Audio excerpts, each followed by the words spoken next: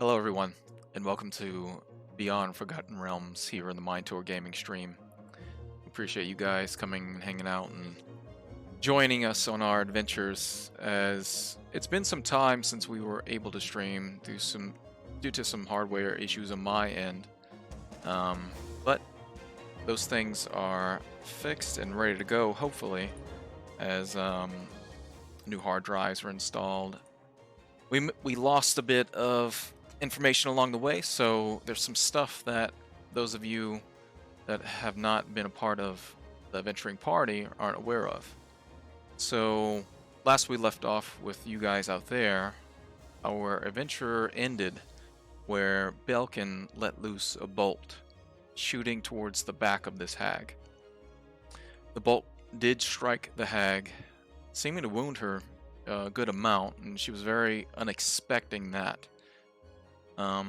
A fight ensued with the hag, as well as the shambling mound that came from the swampy, inky water and began to fight the group and the party. The hag would dance about and through in and out the border ethereal, and using her tactics, as she was alone, so slightly less powerful than she would be with her coven. So she fought to her best of abilities before she believed she probably was outnumbered. The only two that was currently locked in combat with her was both Kaz and Zan. Unfortunately, she reached out with one of her clawed hands and took him to the ethereal plane, wherever she may reside. The group then finished slaying the shambling mound and tried to find clues on how to perhaps retrieve their friend and companion. Unable to figure anything out there, they began to travel towards Monk's Blade, in the direction where they believed through the best way to get there was a direct path through the vast swamp towards Monk's Blade. Along the way, they saw strange lights hovering across the horizon of the vast swamps, skirting them, and finally, after about a day or so travel, coming across a large, very large, white oak that was very stark contrast compared to the dark, inky, twisted briars of the vast swamp.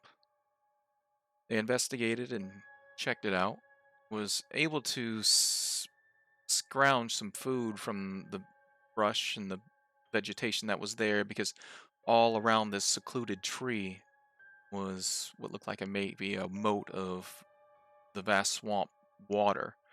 On top of this island, there was a number of bushes that held many large fruits, much like large blueberries or something similar, as well as the tree just hanging out over the top, giving life to the very earth beneath it. Alokian took his time with the tree as the rest tried to bring their horses across through the swamp, eventually doing so, but there was a voice after Alokian spoke to the tree. It whispered things of what it wanted, possibly how it can help, after Alokian asked if there was a way, or if it knew of a way, to try to get their friend from the hags.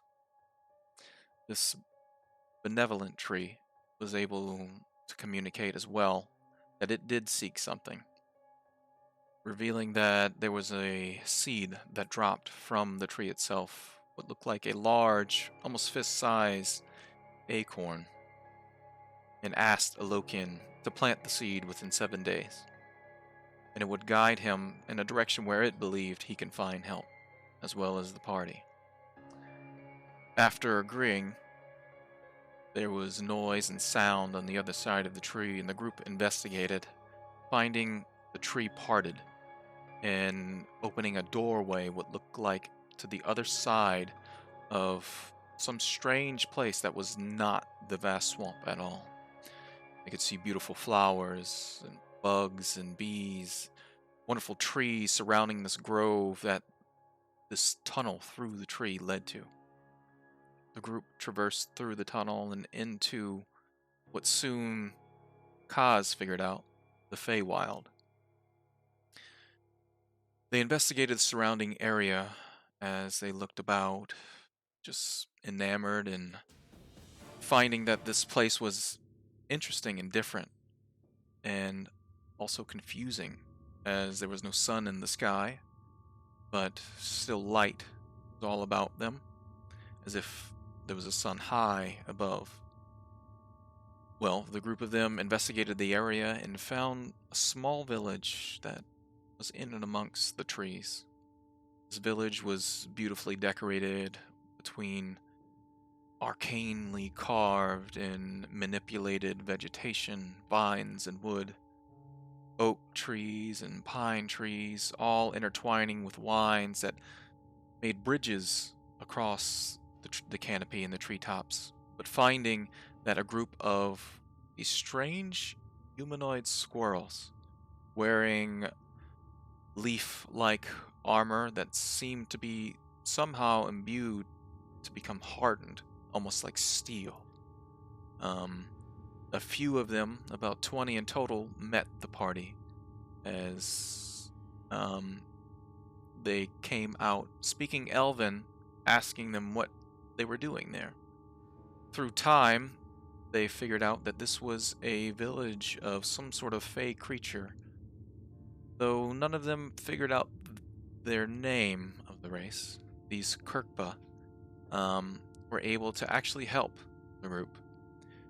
They definitely do not like hags, and after seeing the seed that Alokian carried, offered a trade to help them hunt, get to the hag, try to kill them, as well as try their best to get their companion, Zan. They also did a trade as well.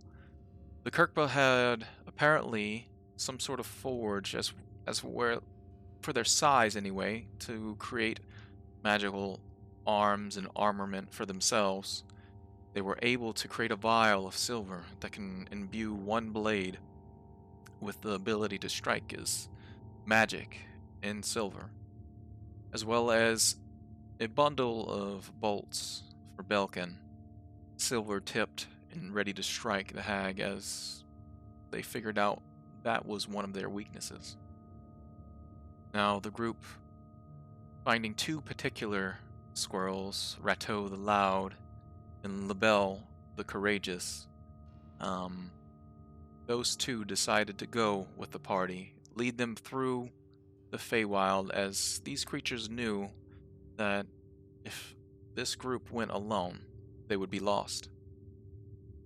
They led them toward the darker side of the Feywild, as they met what looked like a wall, darkness and night.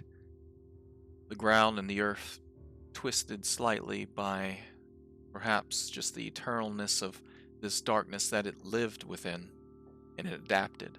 Instead of being beautiful, there was sharp thorns, twisted trees, all corrupted by what the Kirkba said to be the unseelie.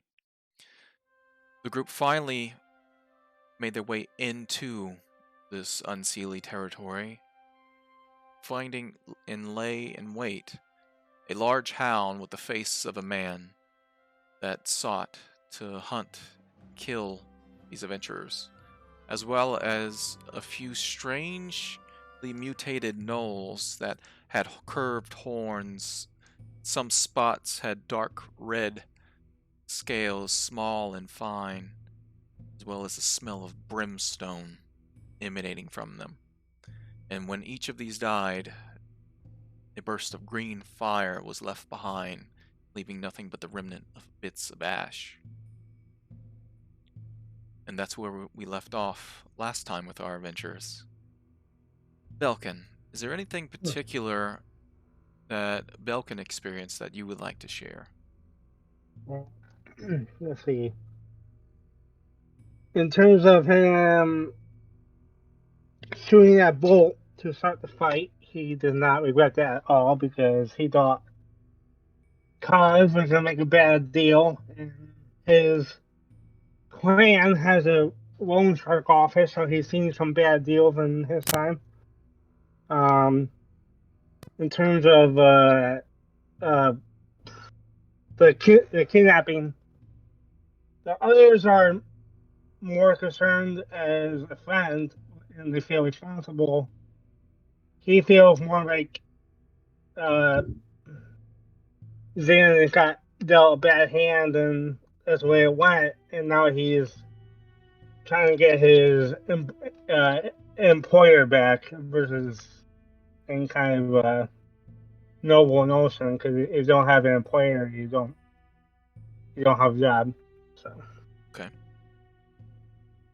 And he just kind of he didn't know what's going on right now. He never been to the Fae. He's just following the others, hoping they have a better concept of what's going on than he does. So. All right. Well, so to interrupt shortly, local potion seller has given me a potion, and it is called Griffin's Blood. Thank you, local potion seller. I love you. Alokian. So Alokian, let's see, was ready to make a deal with the hag. Sort of a lesser of two evils type of deal. As we know from before, he kind of is struggling with his faith, wondering if he's good enough to be a protector, a healer in the name of Ilmater. Sort of switching to this. He's switching from ending suffering by helping those in need to ending suffering by taking out those causing it. Yes. So kind of a shift in his perspective on the teachings of Ilmater. So he's making some decisions that are maybe unlike him, unlike the normal him, including making a deal with a hag or attempting to. And then the taking of Zan is obviously something that he doesn't enjoy. He's set on a path now to get him back, whatever it takes. Which, of course, brought us to that big white oak. And Alokian, being a furbolg, has somewhat of a natural attunement to nature in a way. So the tree drew him in almost. So we went to the big tree, and that's where he spoke to the tree and received the acorn and made a deal with the tree. And the tree gave us a pathway to the Feywild. And that's his first real encounter with nature, really, like a true encounter with nature, because he grew up in Baldur's Gate. He was a refugee there, and there's not much nature in Baldur's Gate. So, especially not nature that speaks back. Correct. Yeah. Yes. Weeds in the street don't normally talk back to you.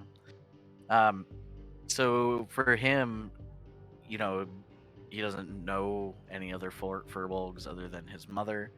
He wasn't aware that this is something that really is part of him, other than that he's always had like a very good relationship with animals. Just being able to kind of have this two-way understanding. Like, he says something, they seem to understand, he seems to understand their emotions about it. So it was a really cool experience for Alokian to speak with this tree and kind of embrace that furbolg nature. And then, of course, meeting the squirrel folk was another cool experience for him. Getting to speak Elvish for the first time in a while, and and strike a deal with them, giving up the seed that he promised to plant in hopes that they will plant it. But like I said, he's on a path where he'll do whatever it takes to get his, not only his employer but his friend back. So that's where he's at, and he's very excited to go rescue Zan Great. again. Of course. Keth. Well, Keth, it's kind of just following where you feel like the wind is leading him at this point. He found these people and he's just going with them. He hasn't quite agreed with all their ideas, making a deal with a hag to kill someone that they didn't know. Thankfully that deal did not go through. But Keth, along the way, ran into a ghost of an orc that he made a pact to bring vengeance upon another orc tribe. Keth has no idea what that means, so we'll see what happens with that. He also, after getting to the squirrel people, I don't remember what they're called. Neither does Kirkba. Keth. Kirkba, yeah. No, Kirkba. Keth doesn't know, that's for sure. The kind of the cleric or sorcerer or whatever he was, Rato, was that his name? Rato? Yep. Rato. He gave Keth a chance to see into his past, where it showed an apparent family that he had that was killed by, basically, as far as he could tell, racists towards half-orcs. And now he is told that he's a revenant and he's supposed to hunt down these people and take vengeance. So that's what he's gonna do. He's All gonna right. hunt these guys down. Yeah. Seems like a theme of hunting, especially Yeah. since Keth has arrived. Yes. Kaz.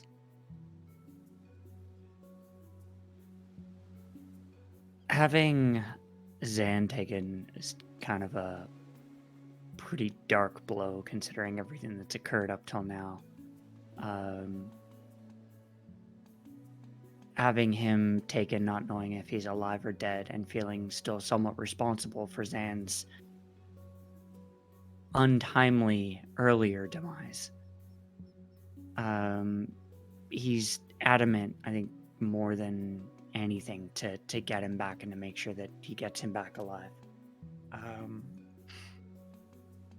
But he can't help right now but be a little bit distracted by being in the Feywild, recognizing that this is Tomoe's home and perhaps his. He's feeling strangely calm here, more so than he ever has. And hearing that there are more of his kind, of the Eladrin, here within the Fae. If under any other circumstance, he would likely jump at the opportunity, at the chance to find them. Yep. And that was learn definitely more about his presented too. But he's very much a, despite being hyper intelligent, very much a single-minded individual. Hyper focused on one particular thing right now. So everything else sort of just gets put to the wayside until that's addressed. He is panicking. No other words for it. Hoping that Zan is still alive. All right. So let's go ahead and set the stage. Blood still pumping as finally the last of these gnolls disappears in green flames. The darkness of night still overhead. No stars in the sky. Some inky kind of blackness of nothingness. Though, if you look off behind you from where you came, you can still see the wall of light. The wall where just this sourceless light is coming from the life of the forest you're leaving behind into whatever twisted and perverted place you are now in. Rato and Labelle come and gather to each other to make sure each one is okay, and then looks to the group of you to make sure you're okay. LaBelle says, "Well done in that battle." He looks over to Kaz and smiles slightly. "Especially overcoming fear." He nods. Aye. That was an interesting one indeed. You fight incredibly well. Yes, but I've never seen creatures as those before. Though we're on strange territory, I've ventured out from time to time here, and I've not seen such creatures. First for us all, I presume. Rato, speaking again, his voice booms about as he uses his thaumaturgy to seem louder than what he actually is. Yes, so shall we continue? We have quite a ways to go. Yes, we shall. And I'll take a step toward him and take a knee. You needn't sound larger than you are, friend. Your voice carries much weight. His grin just grows even more.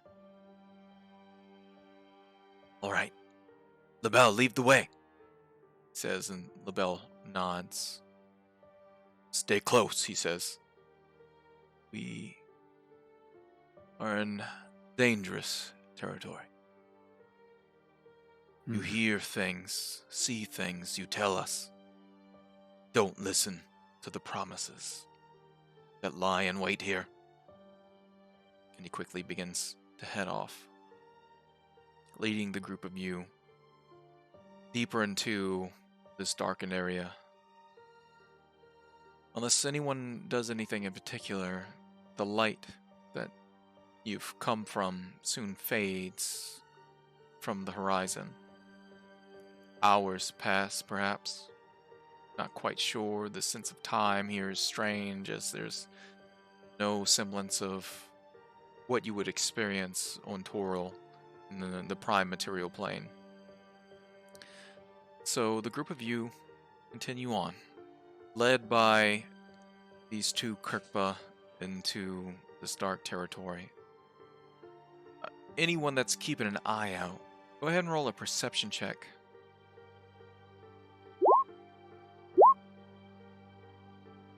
17 for me. 7. 10. 12. Alright. Kaz,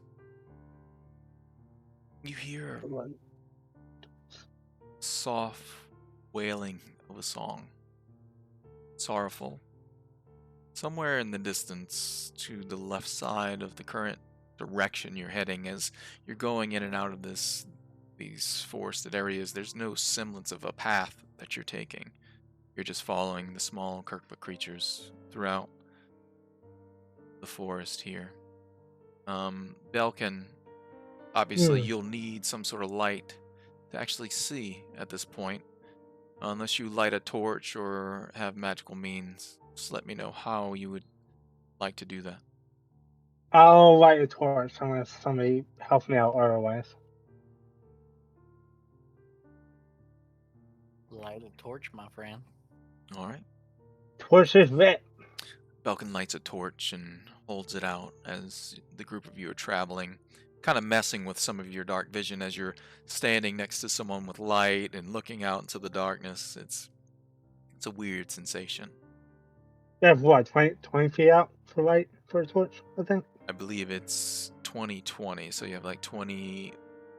20 regular, then 20. I believe so. Yeah. We'll look into that later, but that's what we'll use for now.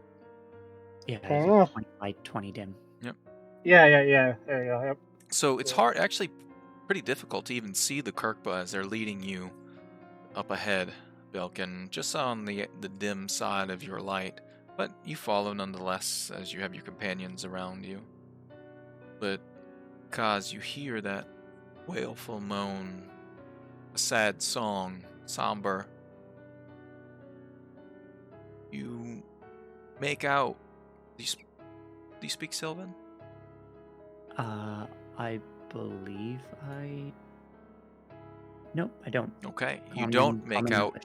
You don't make out all of the words, but from time to time you might pick out one or two, as there's a semblance of a similar language there in the Elven tongue as well.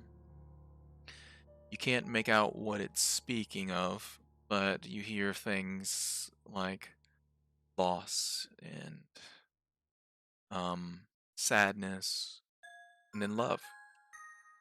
But beyond that, you can't make out any more than what you hear as your elven ears are perked to the sad song that's there. It's beautiful, but definitely sorrowful. Do I see or smell salt water nearby? Take a sniff and look about. You don't see any signs of water. Even the ground here is fairly dry. The leaves that are covering the grass and the branches that are there, everything's fairly dry here. Now, as far as a smell, you sniff the air and it does, there's almost a sickly sweetness to the air. All right. I'm gonna. Like it's like almost too sweet. I'm gonna chalk it up to the area being weird and just keep moving. And the group of you continue on, traveling in whatever direction these Kirkpa are taking you. And but a few moments later, those of you that rolled above a 10 can see signs of twisted trees and vine-covered branches, but their shapes weird and odd, as a lot of them have these gaping holes into their chest, revealing what looks like almost rib cage like protrusions and spines and spikes coming and wrapping around their bodies, elongated arms that just droop down, touching the forest floor. A lot of their forms just hunched over, unmoving. What looks like some of them having their like gaping maws just open. Large sockets where eyes would be are wide, but darkness, no semblance of light or life within, as these look like some sort of humanoid, very large, tree-like creatures. And as you look about, Kaz, so everybody that rolled above a 10, you can see one or two here. Kaz, beyond that, you see many of them, as if this is just a congregation. Words. Anyway, a large number of them gathered in this one area, unmoving. The Kirkpa, seeming not bothered, continue moving forward to and into this area. I'll follow their lead, but I'm gonna prep a firebolt just in case. Okay. Everyone can see Kaz says a word of magic in his hand. Flames begin to emanate from the tips of his fingers. And anyone else doing anything particular as the group continues on? Or wish to say anything to the Kirkpa? They seem to know what they're doing. Hopefully. Do we see what Kaz is looking at? What did you roll for your perception? Super low. Super 7. low. I will say once you get very close, then you see one of these tree-like creature things just hunched over, unmoving. It's about 10 feet before you at this point. The Kirkbow already moving their way through this grove of strange humanoid trees. But then you see LaBelle stop, put his clawed finger up, and look about. I hear something. He ducks low at the feet of one of these trees and begins to look off, just off to the right slightly, up ahead.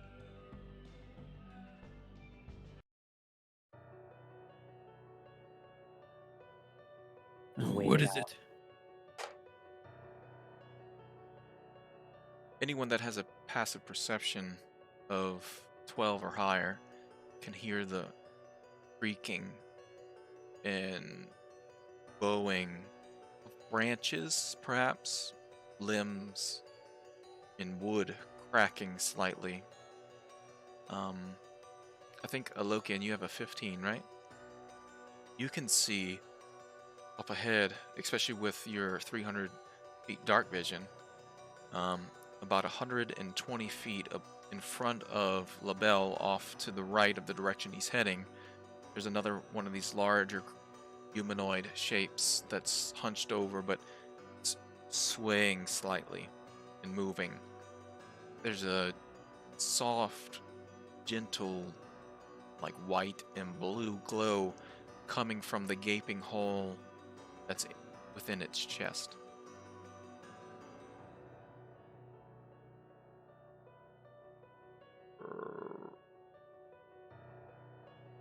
Slow, almost numbing sound.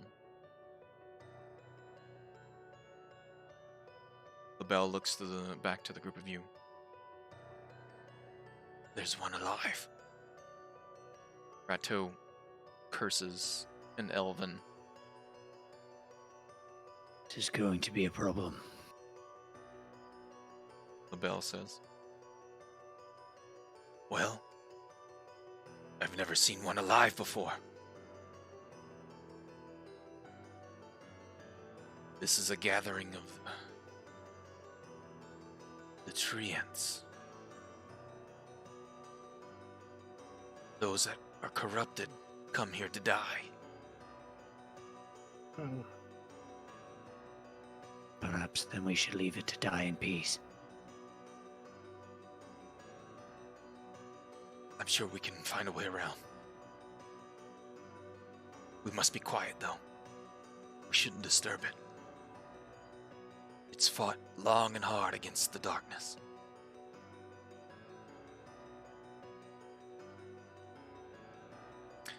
And if the group of you wish to go around this encounter, let's go ahead and roll a stealth check.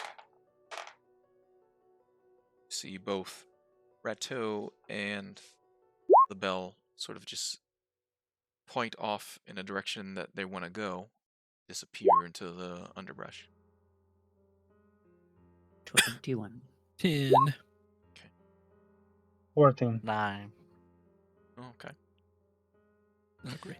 So the group of you begin to head more left, a circular path around this, where at least where the sound is for some of you, and for others where you actually see the creature kind of swaying slightly, head low, the noise still emanating from it.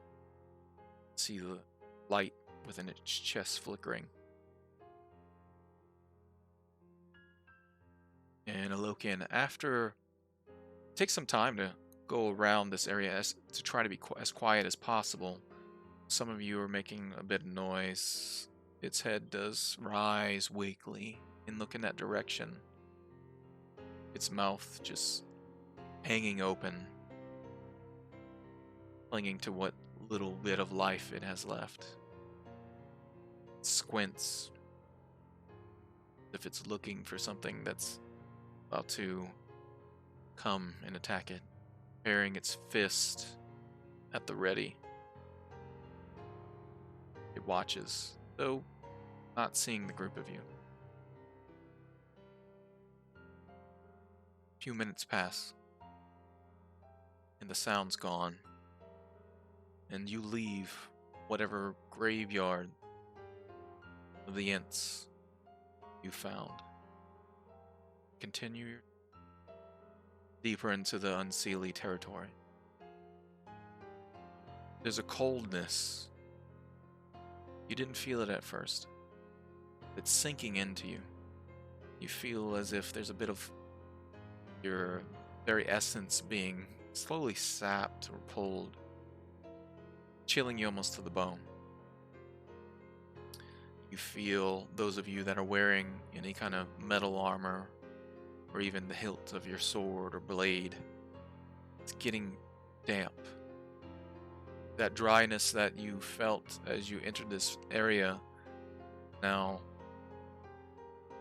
becoming more moist in the air as you see a soft fog here and there just wisp across the forest floor as you continue traveling. All of you feel tired at this point. Rato and LaBelle don't say anything. They continue traveling. But you feel if you continue on, probably chance the possibility of fatigue or exhaustion. Obviously, hunger is also probably creeping up on you, though you're not quite sure if you want to eat anything from this place, but especially from your knowledge, Kaz, as there's strange but yet wonderful things within the Feywild. Do you continue? I'm not going to say anything. Okay. I feel like we're all getting a bit tired. Do we have any more of those berries from earlier? Yes, I think I have some. And I'll pull out. I think I have 7. You reach your hand into the pouch where you kept the berries. Inside, you feel nothing but a sticky goo as you pull them out. Whatever those berries were at one time are now full of rot and decay. It's sickly sweet as you smell it. Do you taste it?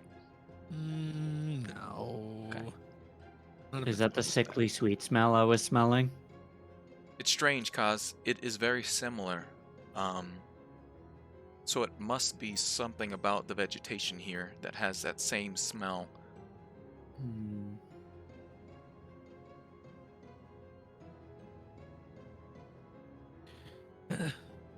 I mean, I think it'd be best if we run into another fight to be at full capacity. LaBelle nods. Rato's shaking his head. Bell says, "We should stop for a bit. Probably best." Well, if we are to stop here, no campfire. We lay low, in darkness, and rest. Yes. 2 people take watch at a time now that we have some extra hands. Well, get out the rations then. He's rubbing his hands together excitedly. Did you bring nothing for yourself? We gave it to you to carry.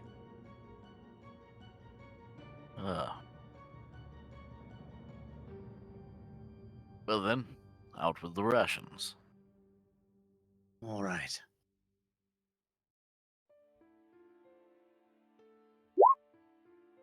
Do you take out the rations that they provided to you guys? I'm going to take out one of my own rations. Okay.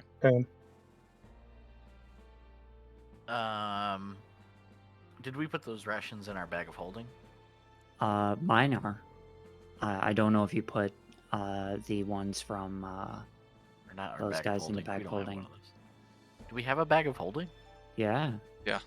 Oh, that's right, Yeah. we do. Kaz has one. We had one for a while, right? Yeah, I know. I don't know why I thought we did.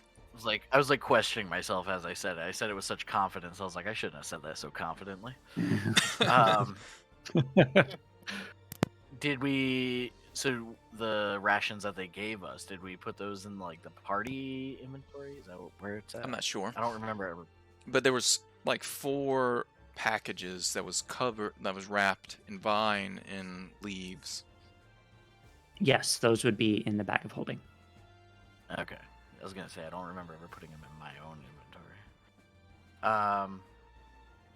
So I will gesture towards the bag and try to take out 3 portions. Okay.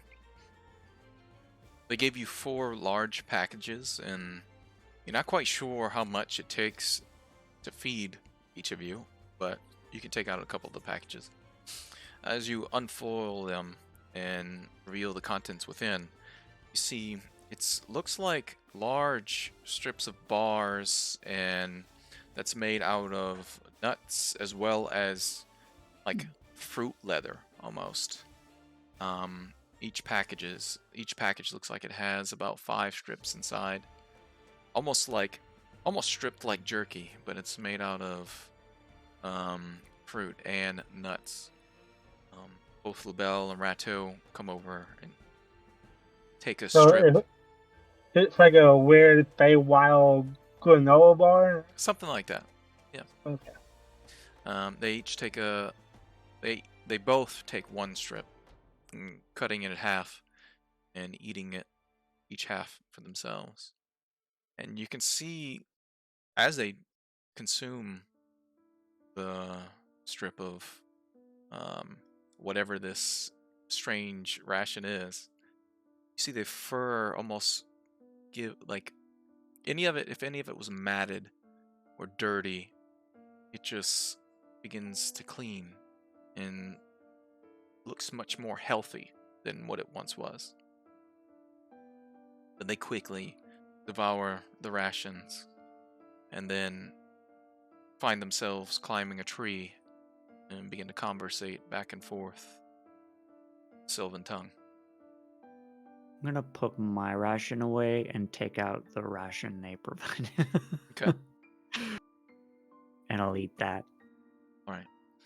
As you eat it, the single strip is definitely filling. You feel as if just the one is enough to sate your hunger, as well as you need to roll a d8 and add 2, and add that to your maximum hit, Nice. as it energizes and you feel very healthy. Damn it.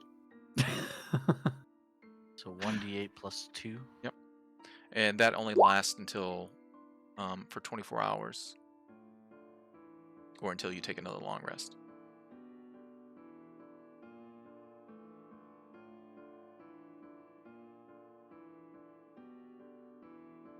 So if everyone does that, everyone can go ahead and make that roll.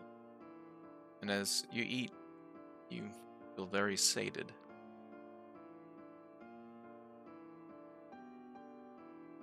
So sated right now. Such sate. So they find their perch into the trees, and LaBelle looks like he's going to keep an eye out and let Rato take his first sleep. We will volunteer Keth to take first watch. And assuming if Keth actually eats it as well. But the group of you can find your place anywhere on the forest floor or within the trees as needed. There's not many leaves on the trees, so as far as the cover goes, kind of just hanging out high and dry in the open.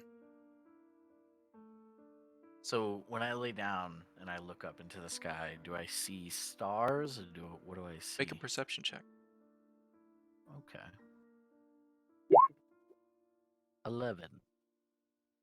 You're looking up into the sky, trying to find some semblance of light, something in the darkness. There's no clouds either, just strange. But you're paying attention, looking about. and as you focus and really try to look, see faint specks of light, almost as if imagine the world that you're in, Toral, on the material plane. You can see the stars and the light, but imagine somebody put a film over that and it just disperses that light. Instead of being sharp star, you see almost just like circular diffuse light spots.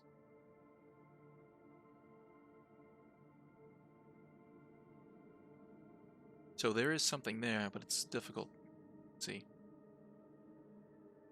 Okay.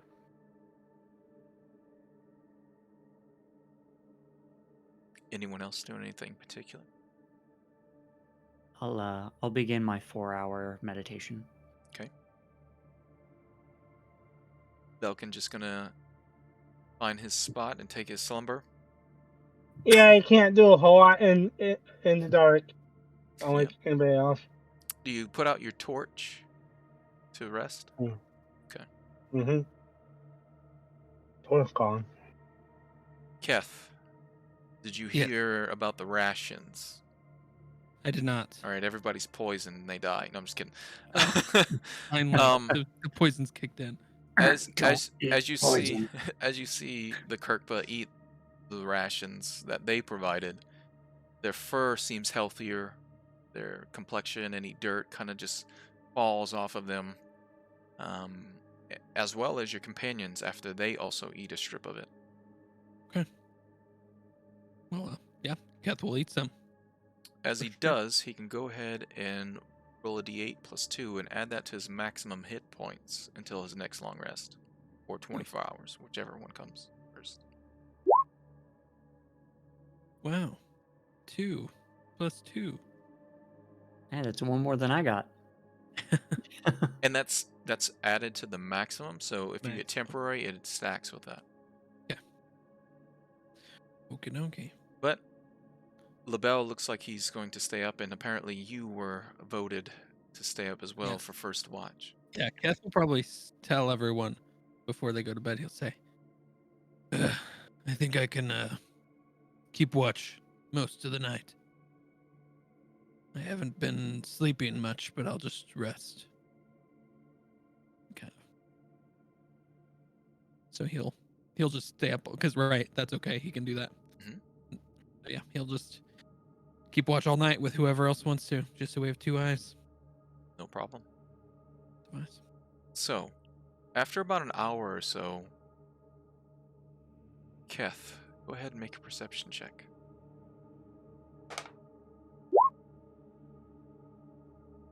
Seven. You don't hear anything except for LaBelle. He stands on his spot on one of the high branches of the twisted trees and looks out in not sure what direction. He's looking across the horizon as if he's focused on something. Then takes his hands and covers his ears and looks over in your direction. Keth, don't listen. All right. He will cover his ears. And he continues to look out that direction. Time to time, he lets one ear go to listen and then covers it again. And this goes on probably about 45 minutes before he sits back down and says, "Okay, it's gone." Though you're not quite sure what he says as you're still covering your ears. If I would see him put his hands down, I probably would put mine down, I guess. He puts his hands down, sits back down. It's haunted, you know. What? He just Everything? He nods, motioning to surrounding forest. Yes. It's definitely quite strange here. Very different. The unseelie are cold and vile creatures. Curse this place. Those that wander in it.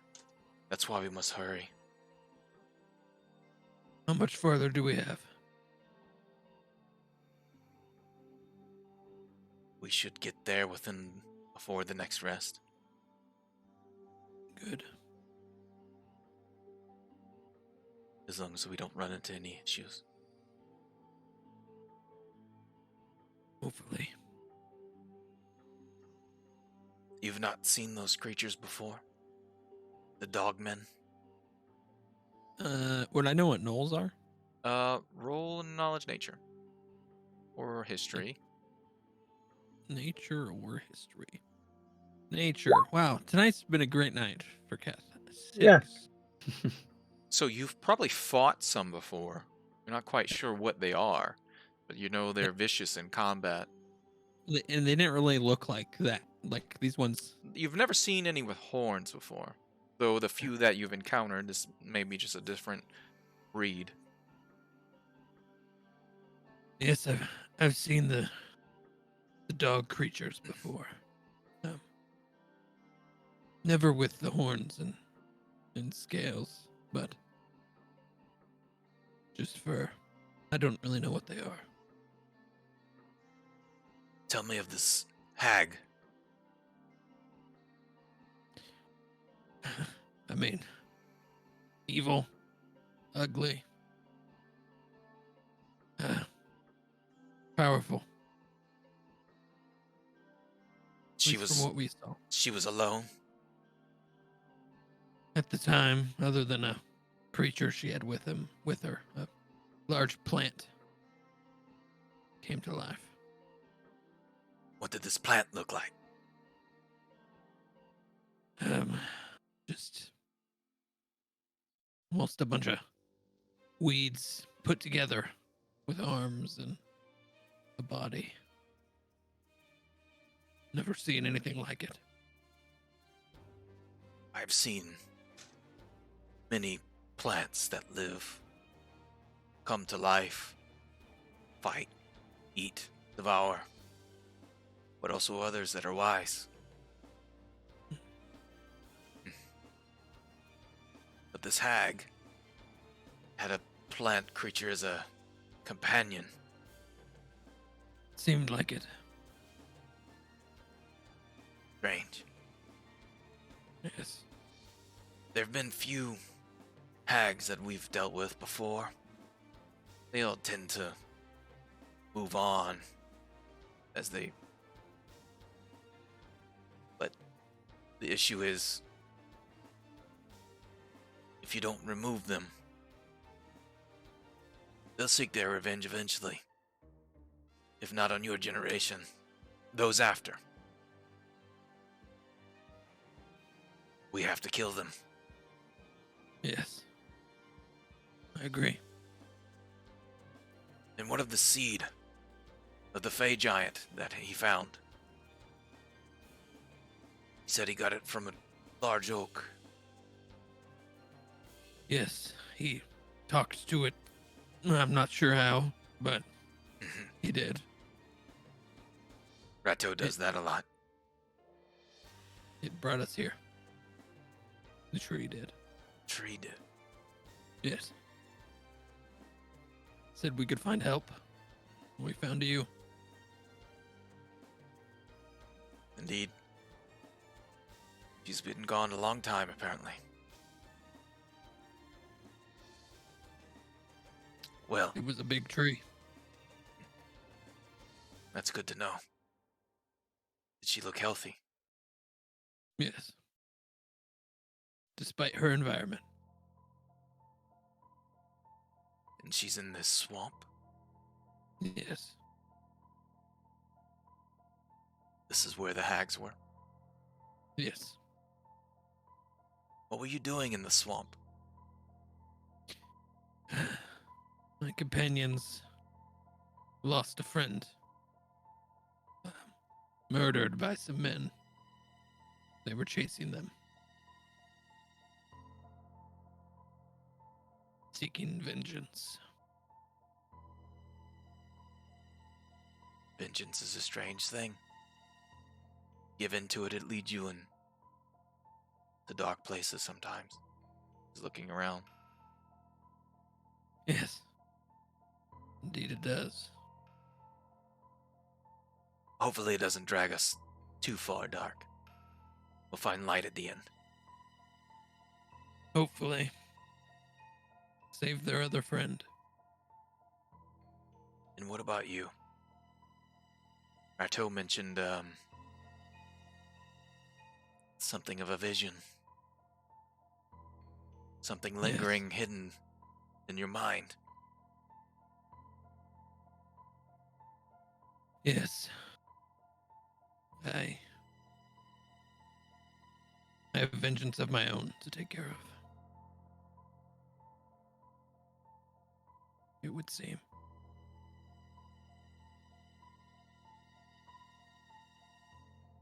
Do all of you have some sort of vengeance? Manage. I'm not really sure you can be adventurer without it sometimes.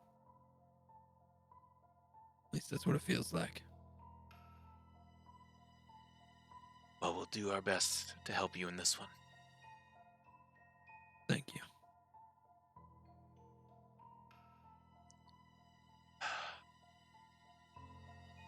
You know, a coven is powerful. Rato says they gain strength when they're together. You- have any idea if they're all there? Wherever we're going? I do not. Hopefully not. Although it might be good to squash them all if we can. But I'm not sure we have the strength.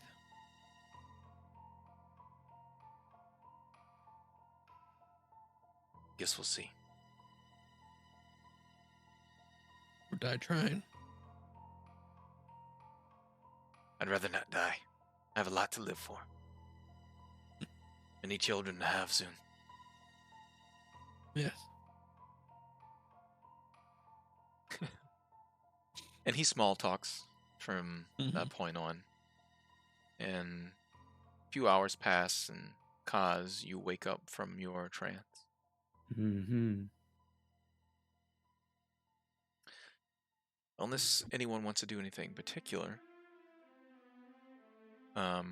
LaBelle finally wakes up Rato, takes his rest as well. Then a few hours pass, what seems like a few hours, and everyone else soon gets their long rest. Both Rato and LaBelle come down the tree and prepare for the travel. Well, are we ready to go? Yes. Making sure everyone's awake, ready. LaBelle begins to lead through the forest once again.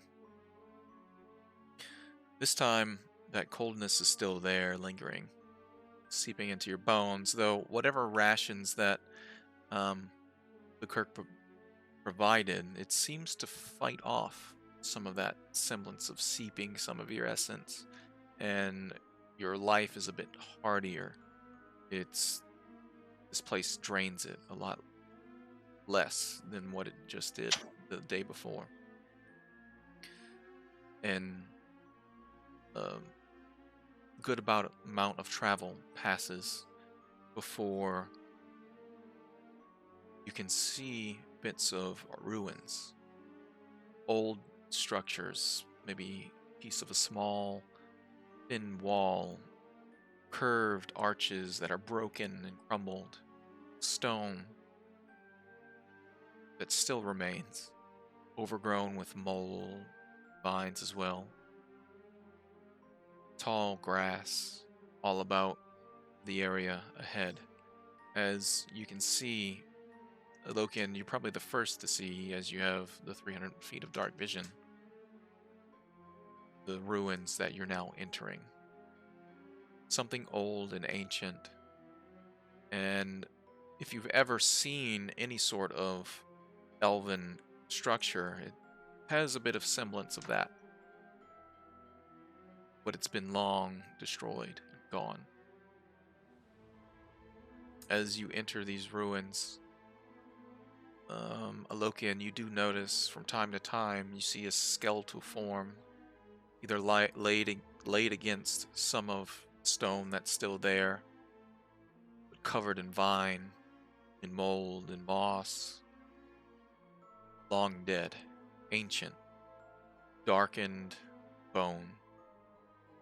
Some scattered about here and there. Walk past what looks like an open courtyard full of just grass and thorny briars as LaBelle leads the way through it.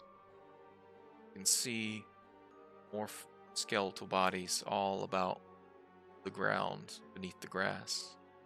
The grass just intertwined and grown through the ribs, the eyes, the mouth, and any place it can. Belle looks over to Rato, says something in Sylvan tongue, and then looks to the rest of you. We are here. It is close. As he pushes his way deeper into the room. Does anyone want to do anything particular as he's leading a group of you into this place? Can I examine that? What was it? Like a intertwined with vines? There's a number of skeletal corpses that look Oh, there's completely, multiple. completely clean of any flesh that may have been there at one time, but it's covered in vines and plant vegetation, moss. Maybe the jaw is missing on some of them, an arm on another. Long gone. The bones are darkened to match the environment around you. But yes, you can. Yeah, I'd just like to examine them, see if they have any possessions laying amongst them, try Okay. to figure out who they are. As you go to move over to some of the skeletal corpses, Rato does notice, and he quickly turns. Don't touch them! His booming voice echoing all about you. We shouldn't wake the dead. Understood. Slowly step back. His chest is, he's breathing heavy. Looks like he's very stressed as you were approaching one of the corpses. You can look, but don't touch. This place is haunted. Ooh. His grin grows even more. Yes.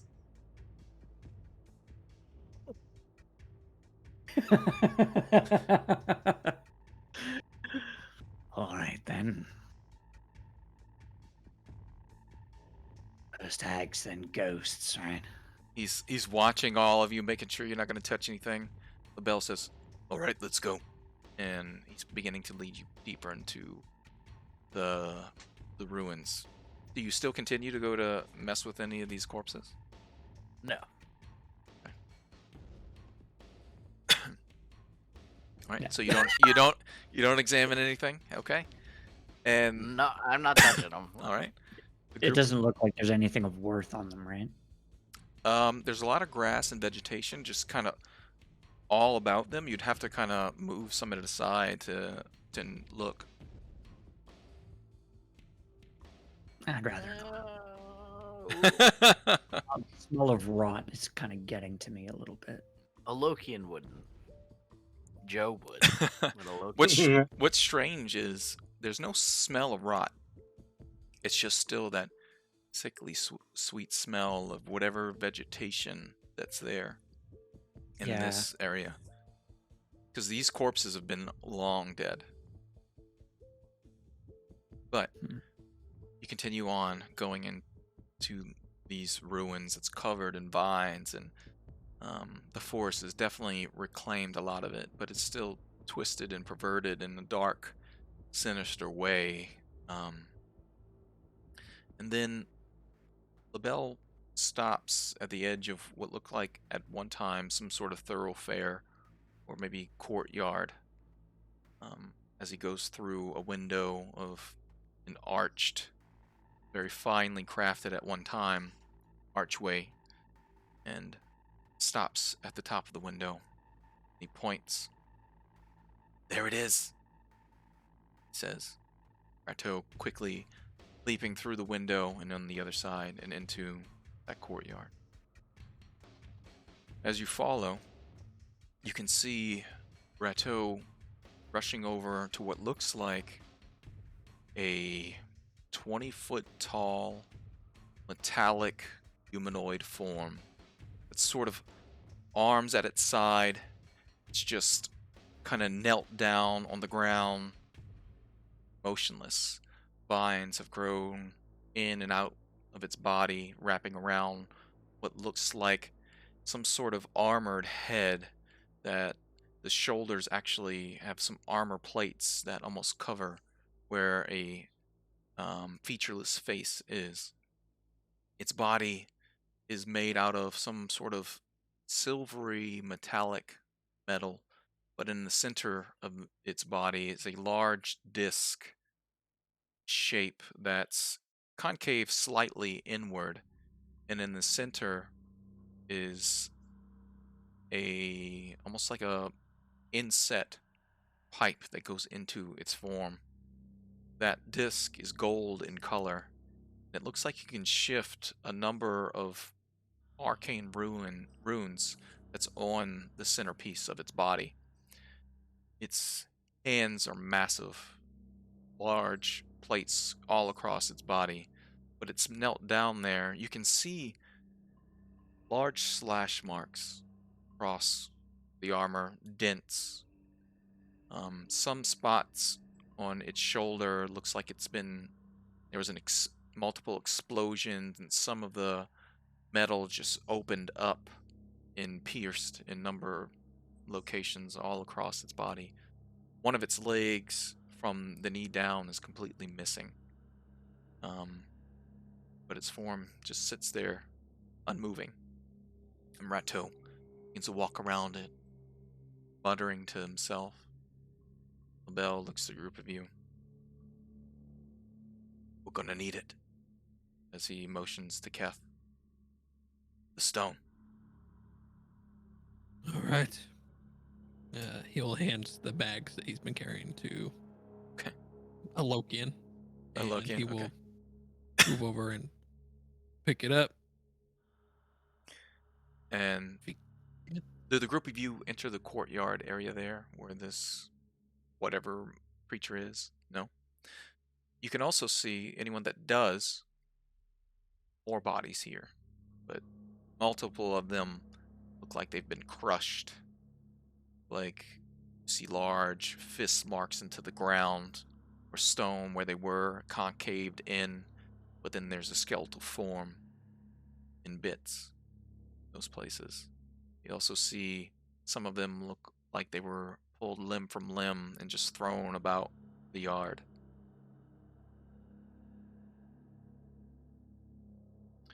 Rato looks to the group of you. "Come, quickly!"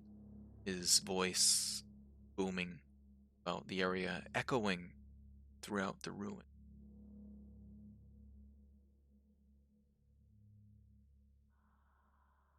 Those bodies strut about. Those are not telling at all. We should move along swiftly. Rato nods. "This device, we will use it to get to wherever that's going to take us. If it has a connection, which I believe it does." A wild, gleaming look coming from his eyes. Excitement. Now, And he's pointing at the robot or the whatever, not the robot, but whatever it is. the large construct, yeah. Yeah. He begins to climb the construct to where the center plate is, and begin to use his claw, looking, and looks like he's counting. "The ethereal, right?" And he begins to move. Tick, tick, tick, tick, tick, tick. A few of the small centerpieces. Tick,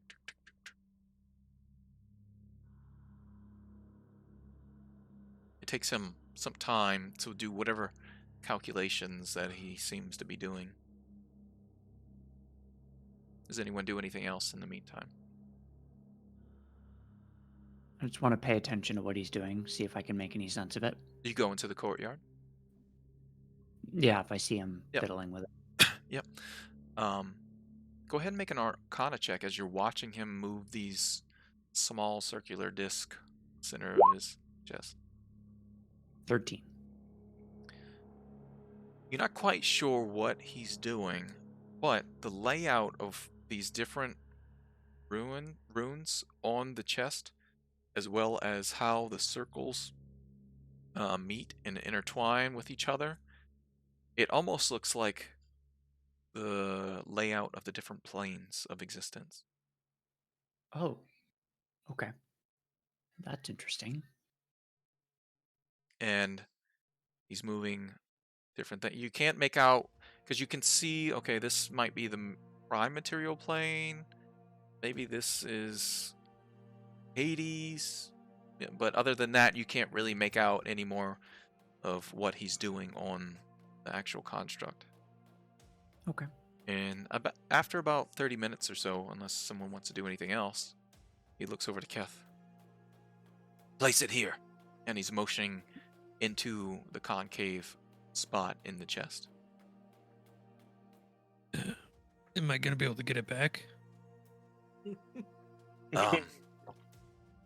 If we take it out, we have about 6 seconds before it closes.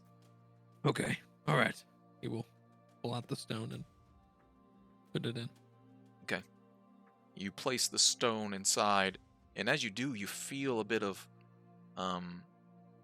almost as if a magnet is attracting the stone itself as it pushes its way into the concave center, the hole within its chest, and begin to just hover there.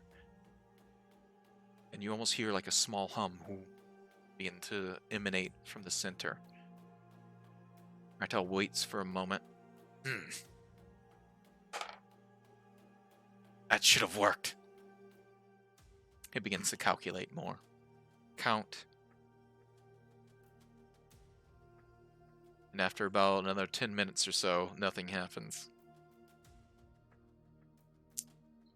Uh-oh. Well, he climbs up towards the head of the creature.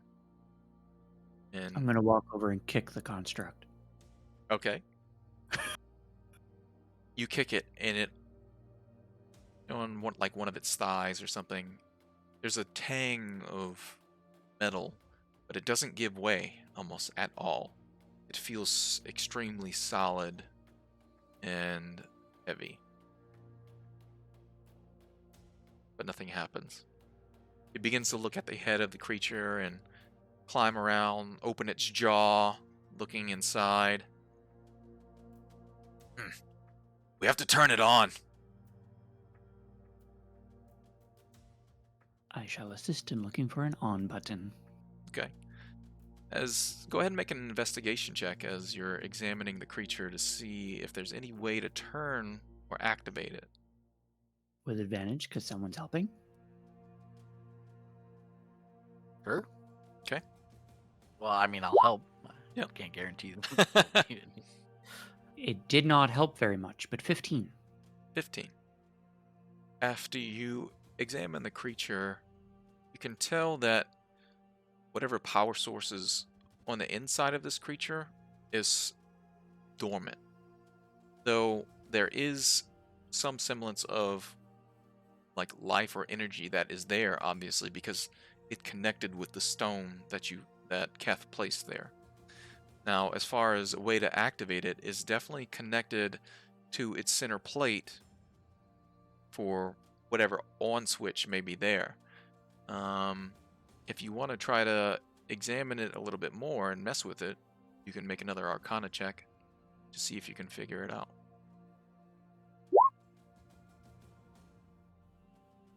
Uh, 22. Whether it's luck or just your knowledge, you recognize one of the the runes that's there, and it's offset slightly to where its placement probably should align to the ethereal. So it just needs to be tweaked slightly, as Rato probably wasn't able to actually get it aligned perfectly. Consider it tweaked. And as you do, that hum grows louder, and then everybody can hear come from the inside as gears begin to move. You hear Rato again curse in Elven as he leaps down towards the chess piece and mutters a word of magic and touches the center plate. And before you, ripping open a tear in space and time, you see a portal here as the edge of magic and the very weave and fabric of magic is torn open. He says, "In quickly!" And he leaps in, but then you can see the arm of this creature begin to move, Leap in. shift. Okay. Yeah, Keth will kind of stand next to it and wait for everyone else to move in, and he's gonna grab the stone and try to go in. Both of the Kirkba quickly enter this dimensional portal as there's a number of colors that are shifting. There's silver and blue, red, even black outlines, strands of energy that are just pushing its way towards what looks like a circular center point. And as the Kirkba enter, you can see their bodies just shift and disappear to this magical energy. Kaz soon follows. Go. Get in. Does everyone leap in? Yeah. Keth Bel- just grabs Belkin. Be like, and nah, I throws want to him stay in. here with the golem. Belkin, do you leap in? Hell yeah. All right. Of course I do. Keth, do you leap in? After I grab the stone, yes. You reach out and grasp the stone, and there's resistance there as you try to pull at it. Roll a strength check to pull the stone free. Oh, jeez. This is the only thing you're good at. Strength pressure. or athletics? Athletics. You can use athletics. Okay, good. That's better. Oh. 15. All right. You put your foot up against this construct that's coming to life, and pull and pull and pull. But unfortunately, the 15 athletics check, it doesn't Oh, pull no. free. You feel this form begin to rise, pushing its weight over its hand off the ground. Fuck it, let's go. Its head looks down towards No. you. Keeping the stone. Keth is the I only will one left die. there. Keth is going to growl. Give me my stone, and he's going to go into a rage. All right. And he Do is you want to going do strength or athletics this time? Do I have advantage on athletics? You I should, believe you yeah, do. it is. I will let yeah. you know Strength that checks. strength and athletics both have different DCs, just so you know. Okay. Well, then I'll do strength. Okay. Because that that Yeah, makes sense, yep. I guess. You have advantage. Yep. Yeah, he does. 20. And quickly you rip it free as you go into a rage, pulling it from the creature's chest. You see it shudder, and you hear the gears begin to grind on the inside. Whatever's going on as this thing's coming to life, you see sparks begin to emanate from between its armored plates. It begins to lift its fist toward you. What do? I'm going to the portal. You see this portal begin to just shift as it begins to dissipate. But then you leap in. As you do, disappearing behind you. Okay. You all feel like you're stretched, as if someone takes you from head to foot, just stretches you like Laffy Taffy, then spins you around in circles until finally your feet hit solid ground. Boom. And you're shunted through the planes of existence and through whatever's between the planes to get to where you are now. A dark, wet, hot place. Your feet hit solid ground, but then it gives way as the weight of your body pushes into, feels like mud, water. The stench of rotting vegetation hits you once again, as this is, wherever you are, is very similar to the vast swamp. Except, as you're looking about, you see the trees that are twisted, vine-covered, but the very earth goes out, especially for you, Alokian. And you can see that it goes out and begins to rise. As it rises, the trees that are growing from the very earth are shunted out from the sides of whatever this place is. As it goes out about 150 feet to your right and left as it does curve upward. And finally, meeting at the top as 100 and, well, just beyond your dark vision, you can see the tops of trees hanging from the ceiling. And as you realize that there's this circular place that you're in, your head spins. And everyone that's there that can see the ceiling, which I think is only you, Alokian, right now, you need to go ahead and roll an intelligence save. Oh. Great. Oh, 17. All right. Intelligence. Oh, double crit. 22 or 22. You Awesome. pick. For a moment, your head spins, and there's a bit of confusion that's there, as the ceiling is the ground, but the ground is beneath you, but it's also to your right and your left. It's all around you. And for that moment, in that confusion, you almost feel like you begin to lift, but then you realize, wait, no. What is real is what's beneath me. The ground is beneath me, and I can feel it. Your very will here is connected to something. Your mind is strong here. Feel as though you can do something beyond what you could normally do within the material plane. Sorry, I thought you said everyone who couldn't see the ceiling. I'm sorry, yeah, it was just a Lokian, because I believe nobody else has the dark vision, 300 dark vision yet. But this is a dark place, and that circular, almost tunnel that you're in, that has these trees and vegetation that's growing all around you, and you can see above you and on the walls there's streams of water. It's kind of moving and shifting, pools and ponds that's inky black, just like the vast swamp.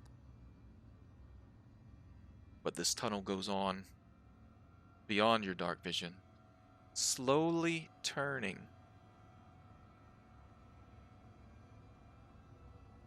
And behind you does the same, but in the opposite direction. Ahead of you, you can see what looks like large stone pillars or obelisk, probably about 6 to 8 foot tall, that are set down what looks like a path, a dirt path. It kind of winds up in and out of your dark vision's sight. You also see around you different fungi that's growing. And this is different than the vast swamp. There is, the random mushrooms that grow in moss that grow here and there in the vast swamp. But here, you see larger mushrooms, multicolored. You see patches of moss, bright and vibrant colors, blue. You see patches of red, almost rust colors, yellows here and there throughout the area. Obviously, because of Belkin's light. Those of you with dark vision, you don't quite make out colors beyond the light that Belkin currently has. But there is a path ahead of you, and then a path behind you. LaBelle and Rato look through the group of you. Well, LaBelle says quietly. Hopefully this is it. Logan, can you see Yes. anything of interest? For a moment, I couldn't see much at all. Welcome to my world. I will assist us with this. The more eyes, the better. And I will cast Eyes of the Night on everyone. Including the Kirkba. How many did I get with that? 5 people, I think. Is it 5 or is it 3? The number of creatures equal to my wisdom modifier. So yeah, 5. 5. Okay. Nice. You see So, the yep. Kirkba go about as well. And both of them hold their hands out slightly as they're looking around and blinking. You see both of them almost begin to lift up and shake their heads. This place is dizzying. Strange feeling. And everyone else that does look around with the eyes of the night, go ahead and make intelligence saving throws. Damn me, Joey. Forgot I'm about not- that. Sorry. I'm not gonna roll nearly as good as I did the first time I ever played. You can use your first roll, it's fine. Oh, Okay, good. 23. 17. 17, Yeah. 23. Give me 1 second. I need to find intelligence. 17. All right. All of you experience the same thing Alokian experienced moments before, but then shake it off as you ground yourself and thinking, no, this is the ground beneath me, not there. You felt as though you were about to fall to the ceiling, but then shaking that thought away as the ground is not above you, it's below you. Vertigo. What's up? Yes. Can I try to make some kind of check to see if I can use that feeling to, like, levitate? Make a intelligence check.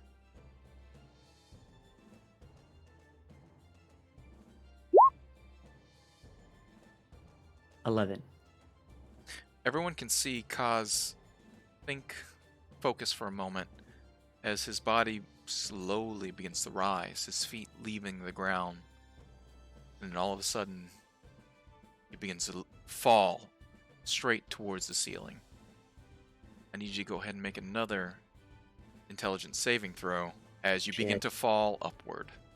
Alright, this is a bad idea. As the thought was there, and it did work for a moment, but you Natural lost 1. You lost your focus as you begin to fall 150 feet. Oh my gosh. Can I grab him? Sure, go ahead and make a reflex saving throw to try to grab him. Ugh. Oh, let me make sure.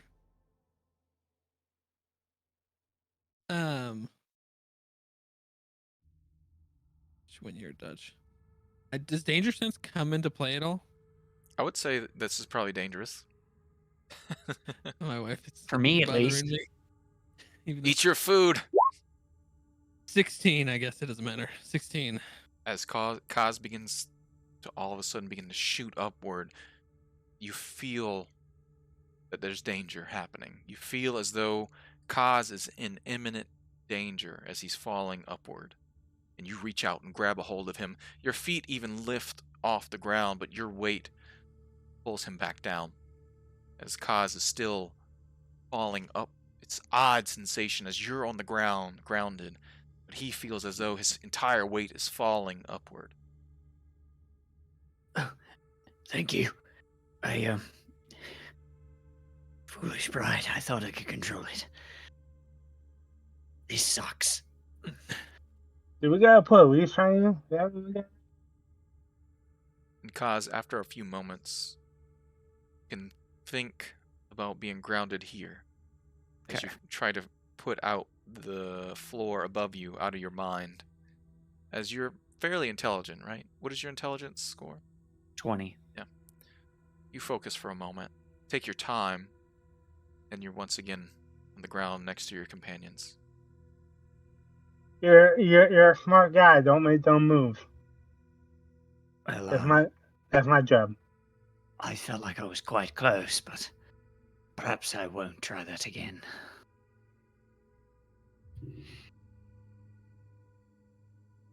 All right. Well, As Rato and LaBelle are looking to you for guidance this time, what do you do? what now? Let us look around, Lokian. Identify which way to go. We'll look around, but move carefully, slowly, and keep your wits about you. So, do you go forward? Yeah, you Behind said you. it's a tunnel, right? It looks like a massive tunnel. Yes. Massive tunnel. Yeah, Massive. it's about 300 feet in diameter. Give or Oh. take in some spots. That is massive. And it's almost perfectly circular beyond what mud, and trees and vegetation that's growing from everywhere. And it looks as though everything has its gravity or wherever it is. So the trees that are on the ceiling aren't growing down toward you, they're growing up towards the forest floor but below them. And you can see the path ahead of you winds and turns and actually begins to go up the side of the wall up ahead, but then beyond your dark vision.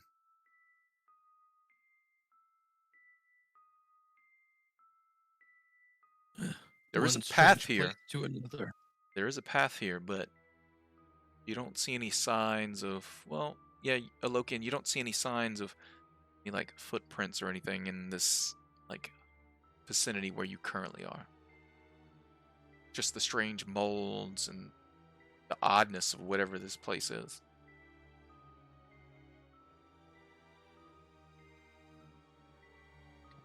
Belkin. There Are are you there are familiar? large obelisks along the path, both in front of you and behind you, about every 50 feet or so, one on either side of the path, kind of guiding along the way.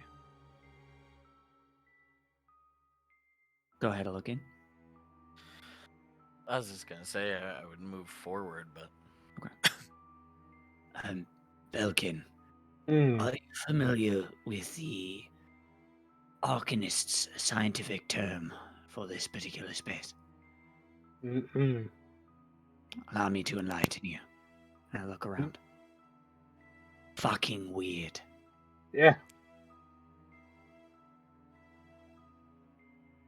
True. Don't look up. I'll walk forward. I'm like looking up. Anyway, it reminds me how short I am. So the group of you begin to head forward. Hmm. Yeah? Right. What is the marching order? Because the path here, if you're staying on the path, is about 5 feet wide. If you don't care, I mean, you can be walking off the path if you wish, but the path is about 5 feet wide. If there's a certain order you would like to take as far as moving ahead. So How we long- would have to be single file to walk the Single walk the file path. if you want to stay on the path. Gotcha. I'm at the back. Okay. Ahead of Kaz. Okay. Yeah. The Kirkba will kind of stay next to Belkin as well, as they can kind of be in your space. Yeah. I Yeah. guess I could just Okay, see them walking, holding their hands. The little squirrel folk, like. I guess Keth will be behind Alokian. Okay. And Alokian, you're heading up this venture. first. All right. Yeah. The group of you I'm gonna begin to nudge- walk. down I'm gonna this. nudge Falcon and like eyeball tell him to hold their hands.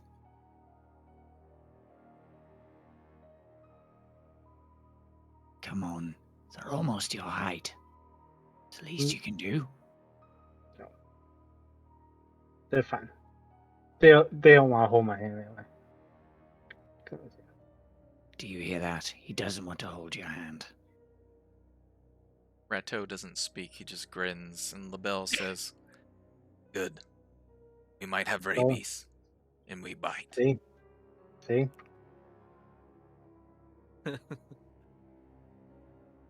I've heard Belkin groaning in his sleep. I wouldn't be I might have rabies too. enjoys biting.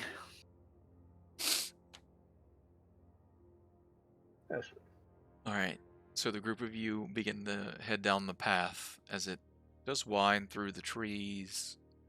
The path is, for the most part,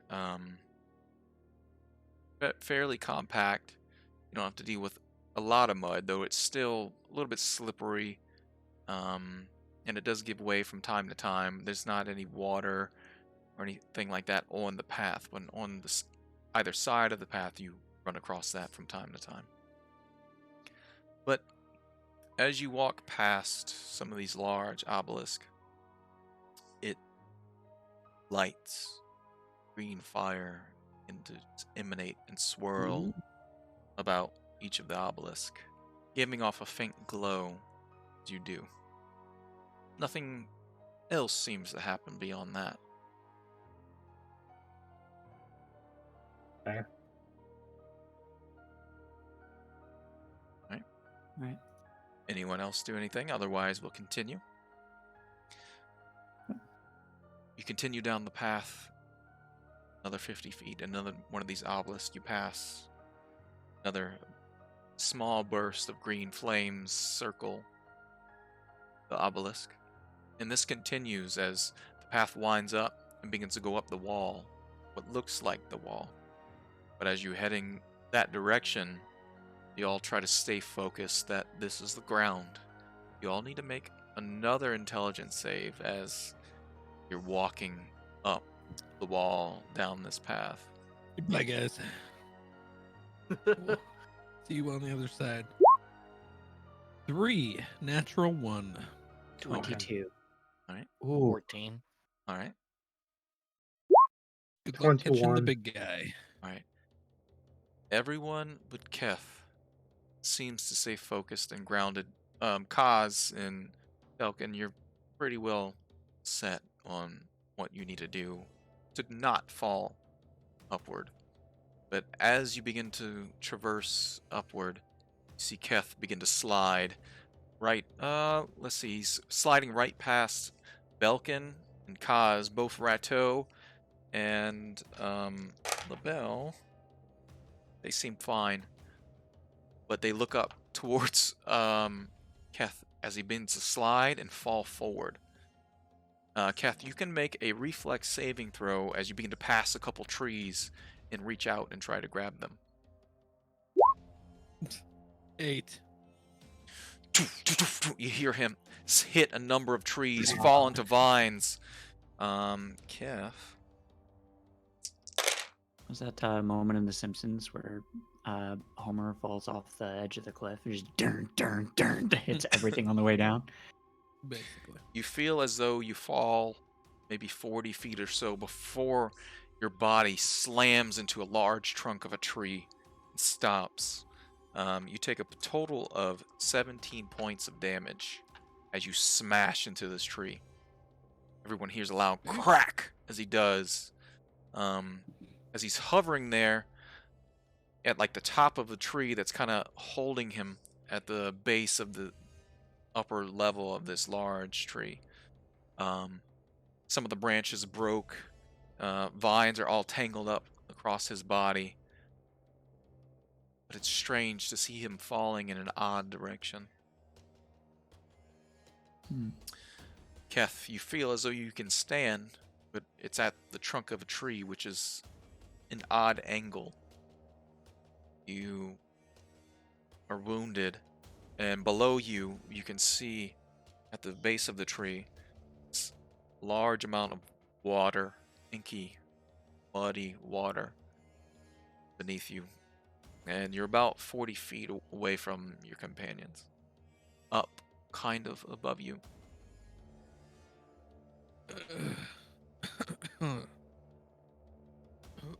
Are you all right? I'm alive. What do I do?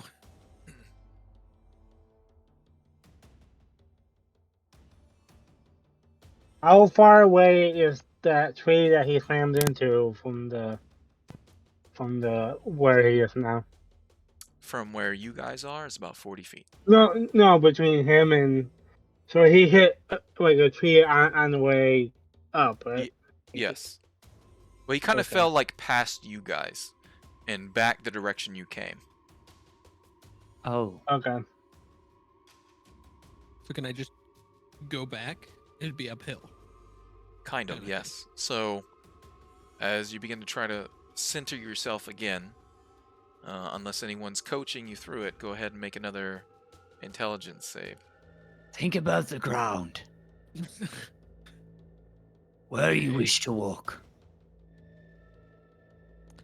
All right. You can roll at advantage. 16. I didn't need it. I mean, You take I a don't deep know. breath and look at the ground beneath the tree.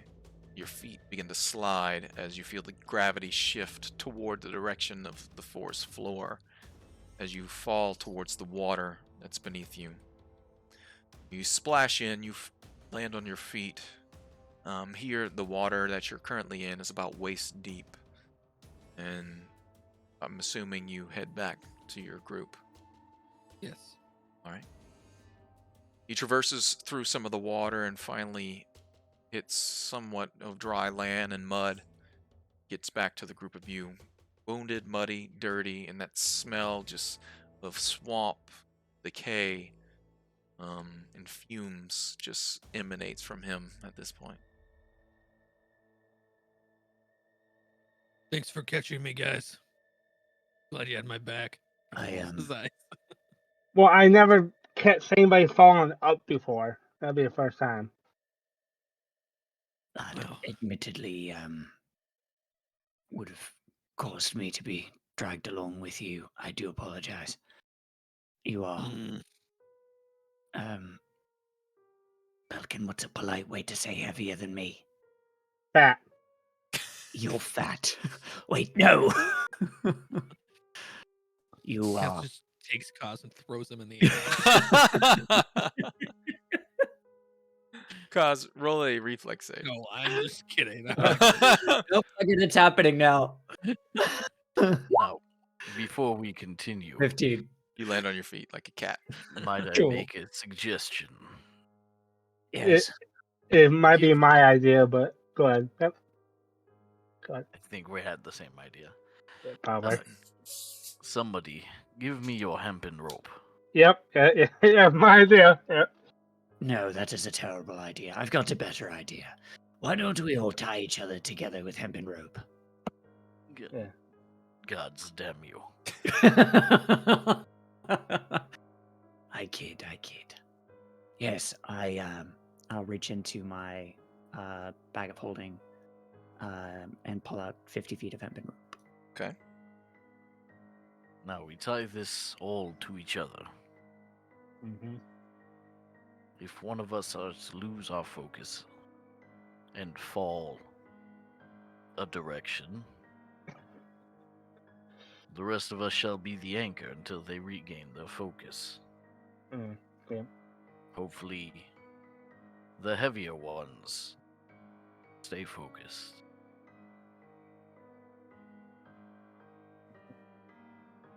Agreed? All right. Now remember, with each step, think about the ground beneath your feet. It's not that far away from me. So. I don't know if we should be taking advice from you. You are the first one who started to fall. For the record, I was attempting to control the fall to levitate.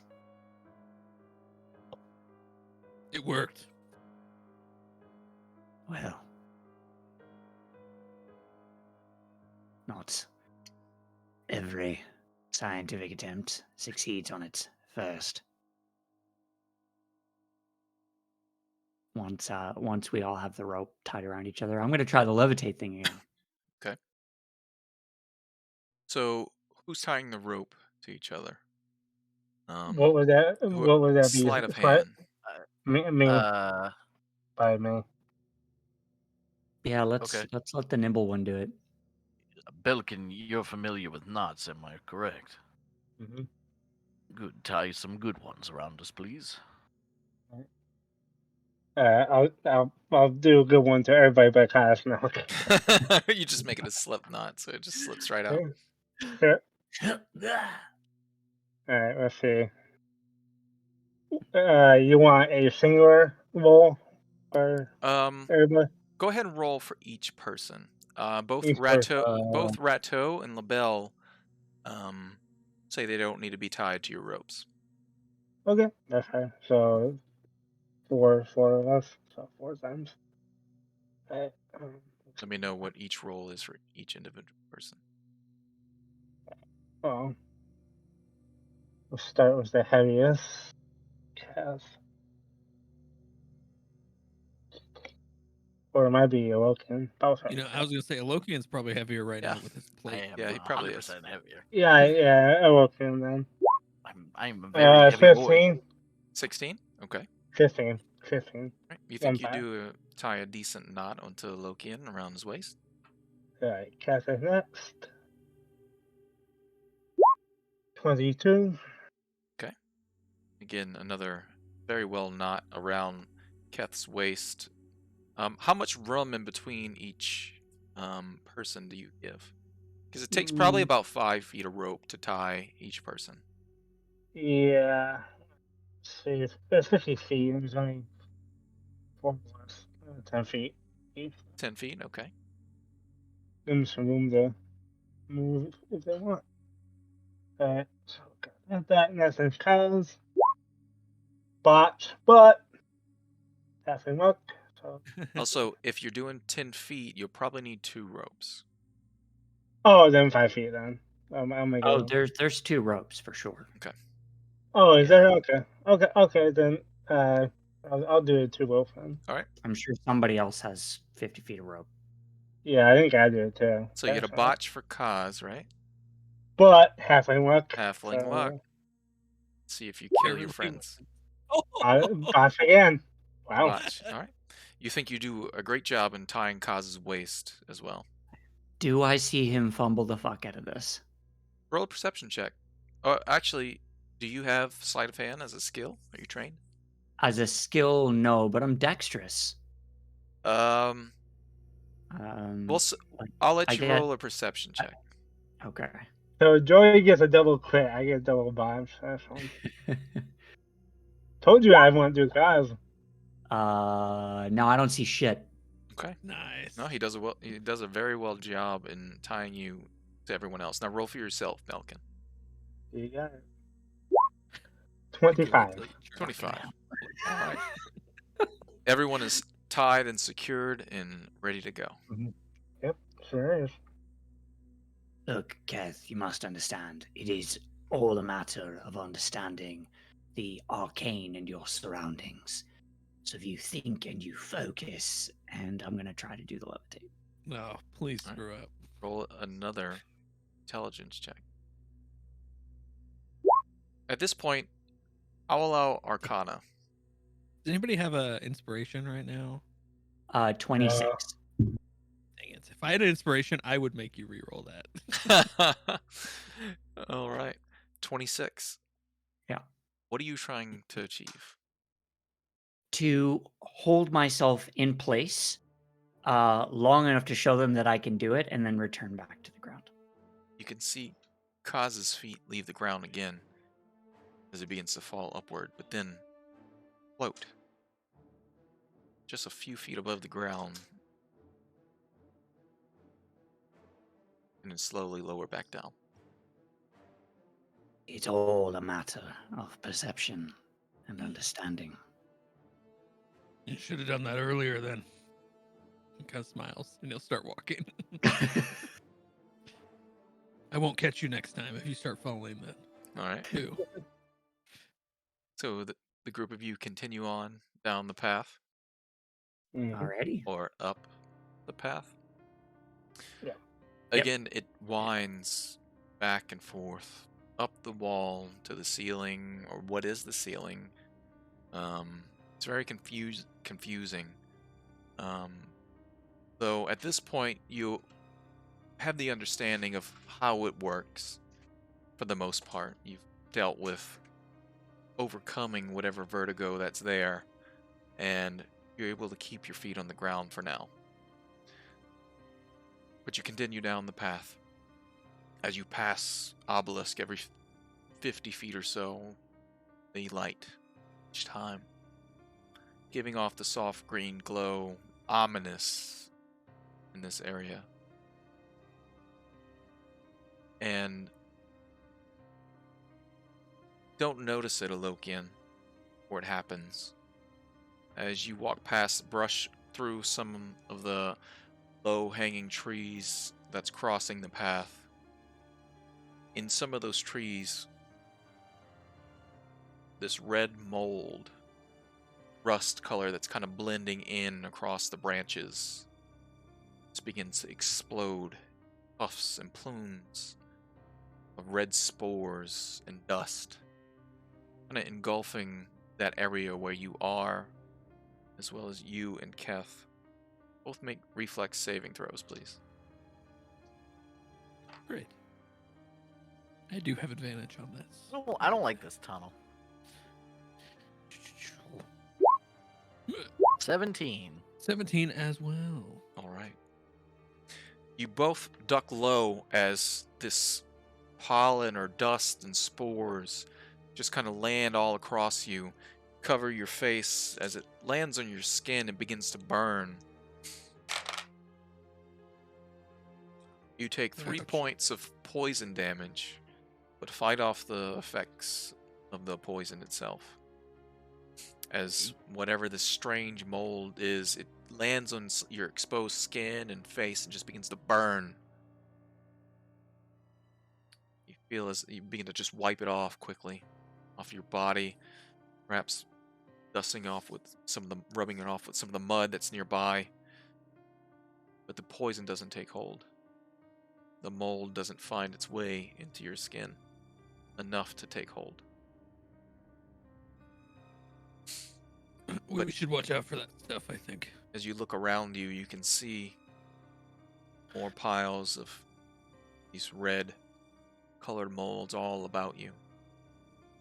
It seems like there's getting more and more of this reddish, rust colored mold than anything else. And this mold looks like it's long strands, almost like grass, that's intertwining with each other and then kind of rising up slightly. And as you did disturb it, it just kind of explodes into this scattering of dust and spores. Continue on. Yep. All right. Yeah. As you are being mindful of this stuff around you, go ahead and roll perception checks to try to keep an eye out to make sure you don't run into any more of this strange. 18 for 9. me, 21 for Tomoe. All right. 20. 13. All right. Tomoe perks up after you continue on about another 100 feet or so down this winding path. She gives you an emotion of alert, as if something's up ahead that she can see, but you can't. Okay. Keth, you hear just within the trees as this path kind of turns right up ahead, there's something shifting in the underbrush that's there ahead of you. You see small focus as you have this 300 feet of dark vision. It's about 40, maybe 50 feet ahead of you in the brush and trees. In the underbrush, kind of ducked low, you see these small humanoid shapes. They have kind of a gray, maybe skin? Not quite sure. Their arms look like vines intertwining with each other that end in hands and fingers. There's holes all throughout their body, different spots and colors that they match a lot of the mold and a lot of the mushrooms that you see in and around the area, as they have these kind of milky white eyes peering out toward you.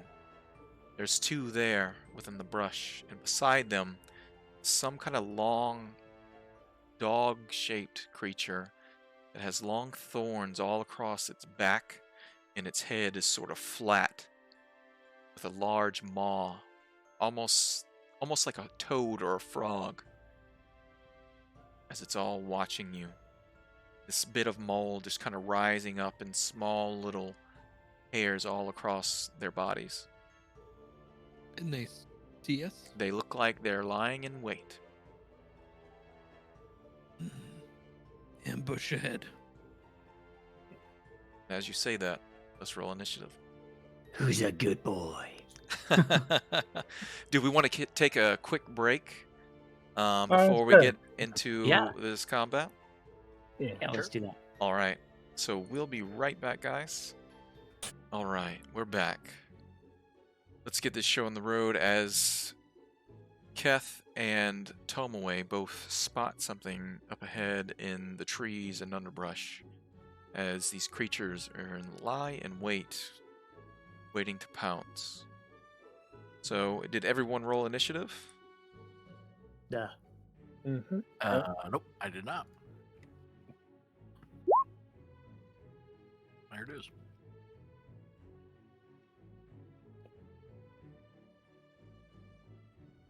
All right. So, let me go ahead and do something real quick. Thorny. The squirrels aren't up there either. Oh yeah, I got to do theirs as well.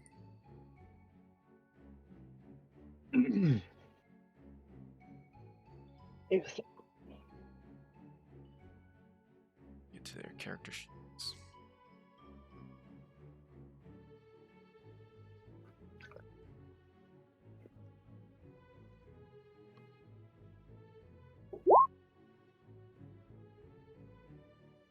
Do you want Tomoe's initiative or have her go on mine? If you're gonna be commander to do stuff, just have her go on yours.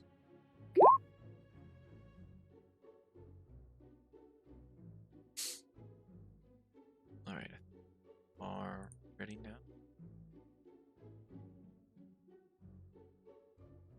now. So beyond Tomoe and Keth, everyone else is considered surprised currently, as both Rato and LaBelle do not see the creatures either.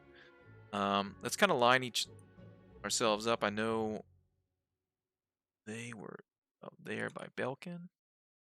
mm-hmm. Mm-hmm. Who were the only people not surprised? So Keth Death and the owl. and the owl are not surprised currently. Cat and the owl. As you walk past this obelisk, again the green flames wrap around it, but the group of you see, well, some of you see the creatures that are hiding, lie in wait up ahead. One of them rushes forward out of the underbrush around to here, Alokian. As this creature leaps, you see its massive, almost frog-like mouth open up, multiple white milky eyes across the ridge of its head, and when its mouth opens, you see a number of sort of like tentacles or tongues that just begin to slosh about its jaw. It rushes forward and tries to bite you. It has advantage because you are surprised. But unfortunately, even with advantage, it charges forward and bites at your leg. It's able to bite onto you, but you're not able to do any damage. But all of those spines all across its body, it's trying to rub across into your armor, but it's unable to penetrate. Kaz. All right. Do I get because I'm surprised, right? So I Yep, don't you're get an surprised, so you don't get any action. So I will just send Tomoe and then, or Tomoe will Yep. like automatically go in and just use the help action with flyby All right. to distract Distract it. the thorny. Yeah. Thorny. Yep. Thorny. One of these humanoid-shaped creatures that looks like it's made from mold and some sort of mushroom or these strange tendrils just all across its body does also reveal itself as a stone comes flying from its current position here, and it will target. All right, it's going to target Keth. Keth, you are not surprised currently, so the stone just whizzes wide, high above your head, cracks against some of the trees up above the branches up ahead above you, and misses. Belkin, you're currently surprised. For him. And another stone comes out. This time it's going to target Alokian, currently surprised. Alokian, the stone comes flying at you. Does a 22 hit your AC? Yep. And with a bit of precision, this time the stone just comes and crashes, smacks you across the jaw for 3 points of bludgeoning damage. Just that's unmodified or anything. Just 3. Just 3 damage. So it finds purchase, but it kind of bounces off and doesn't really do any damage. All right. Heavy armor master. Hooray. Keth, you were All not right. surprised. Keth is he's gonna go into a rage. All right. Sure. He's gonna wrap around this dog creature and Gotcha. hit him from behind. All right. Great weapon master with his glaive Heckin' yeah. at advantage. Advantage. 21. 21 does hit the creature as your blade just slices through the spongy, thorny outer body, and even as it does open up, the black ooze begins to just come from the wound. As you can see the form try to pull itself back together after you strike it. Go ahead and deal your damage. It will take 19 slashing damage All right. and another 4 necrotic. 23 total. Noise. A devastating wound all across the backside of this creature, almost cleaving it in two, but it's still alive as it's kind of hissing and writhing about on the ground. It does get back up. Lokian, you're currently surprised.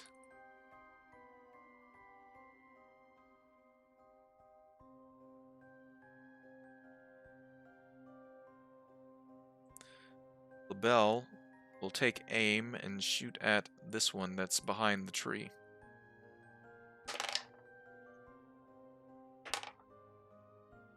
Unfortunately, both of his arrows, as he's aiming at this creature behind the tree, they get deflected by the brush and whatnot that this creature's trying to hide behind and take cover.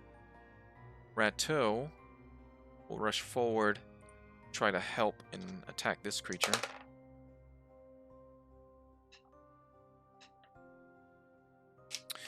And you can see his claws piercing into the side of this dog-like mushroom creature, but its damage doesn't seem to take full effect. It's severely wounded and torn to pieces. Unfortunately, Rato does not finish it off. Alokian. What's everyone's... Alokian, you have 15 passive perception? Yes. You don't see it, but you hear rustling coming from this direction, as well as this direction.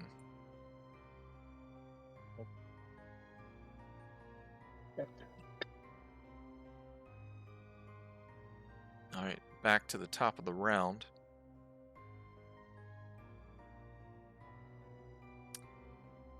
You see the spongy flesh of this creature slowly, like the tendrils of this black liquid, just reach out and begin to slowly glue itself back together.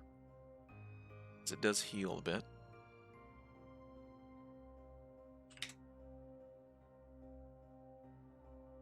Then we'll turn and bite at you. You did reckless? No. Keth? No. I was flanking. All right, it'll So- turn and bite at you. Bring it. As you're currently the one that did a tremendous amount of damage to it. Does a 19 hit your AC? It does indeed. Right. As it turns around and snaps and bites at you, you take 9 points of piercing damage. Okay. And you are now grappled with the creature as its tendrils in its mouth just wrap around your leg where it's currently biting you. Yep. And that will be the end of its turn. Kaz. All right. Tomoe, toward the thorny jerk, fly by with the assist, and fly overhead of it. Then I will bonus action blade sing. All right. Then strike at him. There it is. That is a 21 to hit A 21 hits. for 8 slashing damage. And finally, Kaz rushes forward. In one quick slash, the head goes rolling from this creature. Its body begins to writhe around on the ground. That black ooze. You see it kind of seeping from the stump of where its neck is, and it's just reaching out as if it's trying to grab the head, then stops. All right. Next, the creature that is currently in the brush here will go ahead and take another sling attack. This time, yeah, it'll target Keth. And I don't believe a 7 hits you, right, Keth? No. Then you see the creature begin to retreat slightly, moving back deeper from the brush and deeper into the forest.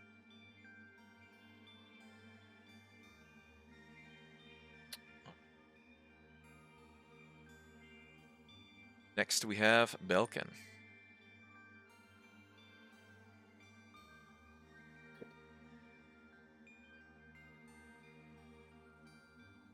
Right here and take a shot at this one there. All right, go for it. It does have a bit of cover there. That's fine. I'm getting sneak attack though. But 20 to hit. Even with its cover, you take aim with your hand crossbow and strike the creature. For only 9 damage because I don't get sneak attack. Yep. And your bolt does strike the creature directly in its head, and it falls over. Oh, damn. Headshot. Boom. All right. Anything else, Belkin? That would be my turn. All right. And the creature that you just struck, you see it still kind of writhing around on the ground, and the bolt gets shunted out of its forehead. Then it rises back up. You hear a sort of like guttural gurgling sound coming from its mouth as it begins to make a bit of like clicking and gurgling sounds. A bit of hiss as he turns and looks behind him. He stands back up and returns fire with a sling at you, Belkin. Does a 20 hit your Okay. AC? It does, but I will use my reaction to have you roll again with my second chance ability. All right. Roll again. Does a 16 hit your AC? It does not. It does not. And with your luck, you duck low, the stone just kind of shattering through the brush there, and this creature also begins to retreat backwards.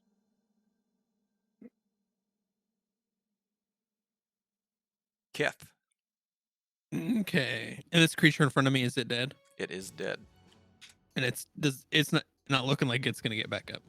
It looks like how it glued itself back together with this black liquid that's inside of it.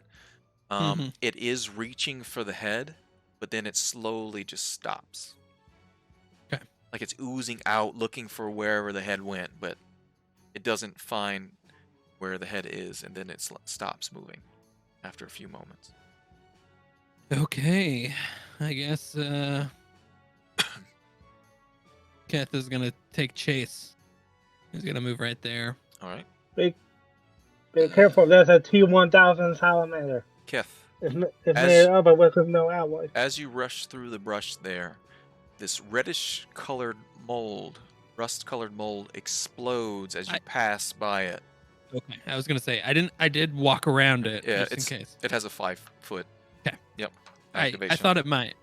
I was As you prepared for do, go ahead and roll a reflex save. As you see spores, everybody there can see spores just kind of explode in that area.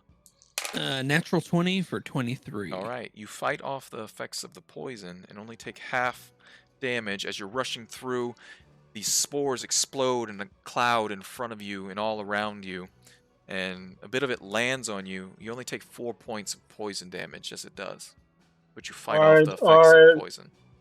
Are the red spot spores these? Yes, in those red spots, you see this rust-colored mold that explodes as he rushes past. Okay. Alright. Gotcha. Sorry, how much? 5? Is that what you said? 4. Would you say that I was able to discern that it has a 5-foot radius? Yes, everyone Okay. can see that as he does rush past, it activated within 5 feet of that space. And also, when it Okay. does explode, it explodes 5 feet beyond where it currently is.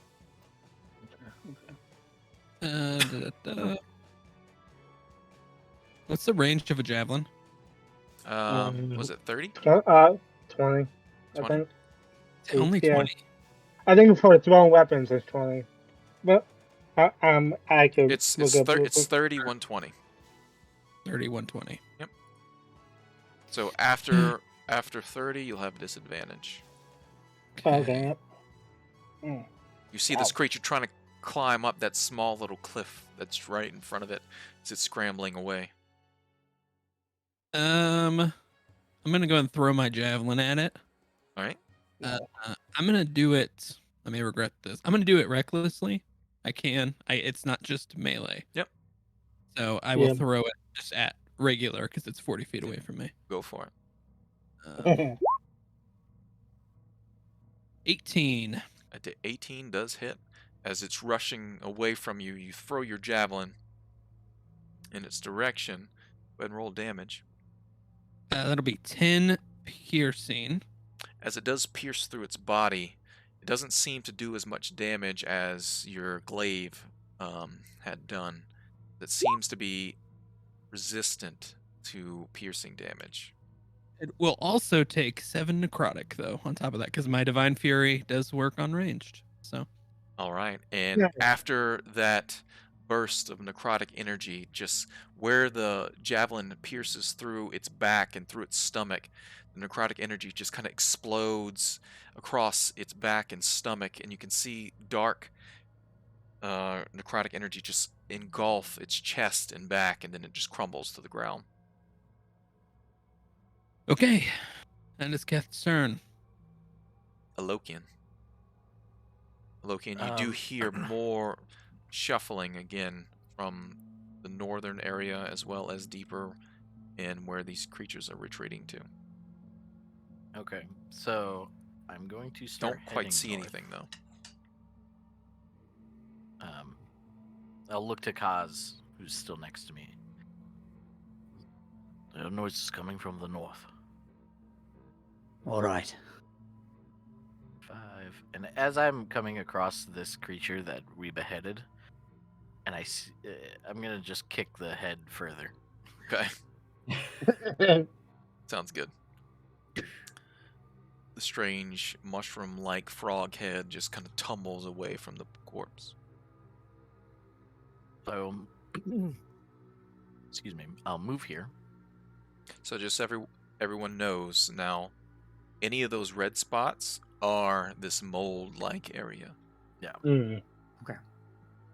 Moving carefully to avoid them. And I will...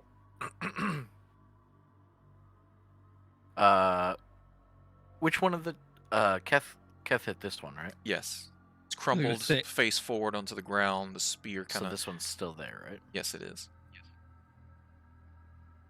So as I'm moving north, I'll look over and I will catch a glimpse of this one trying to retreat. And let's see if... Just enough. That's enough.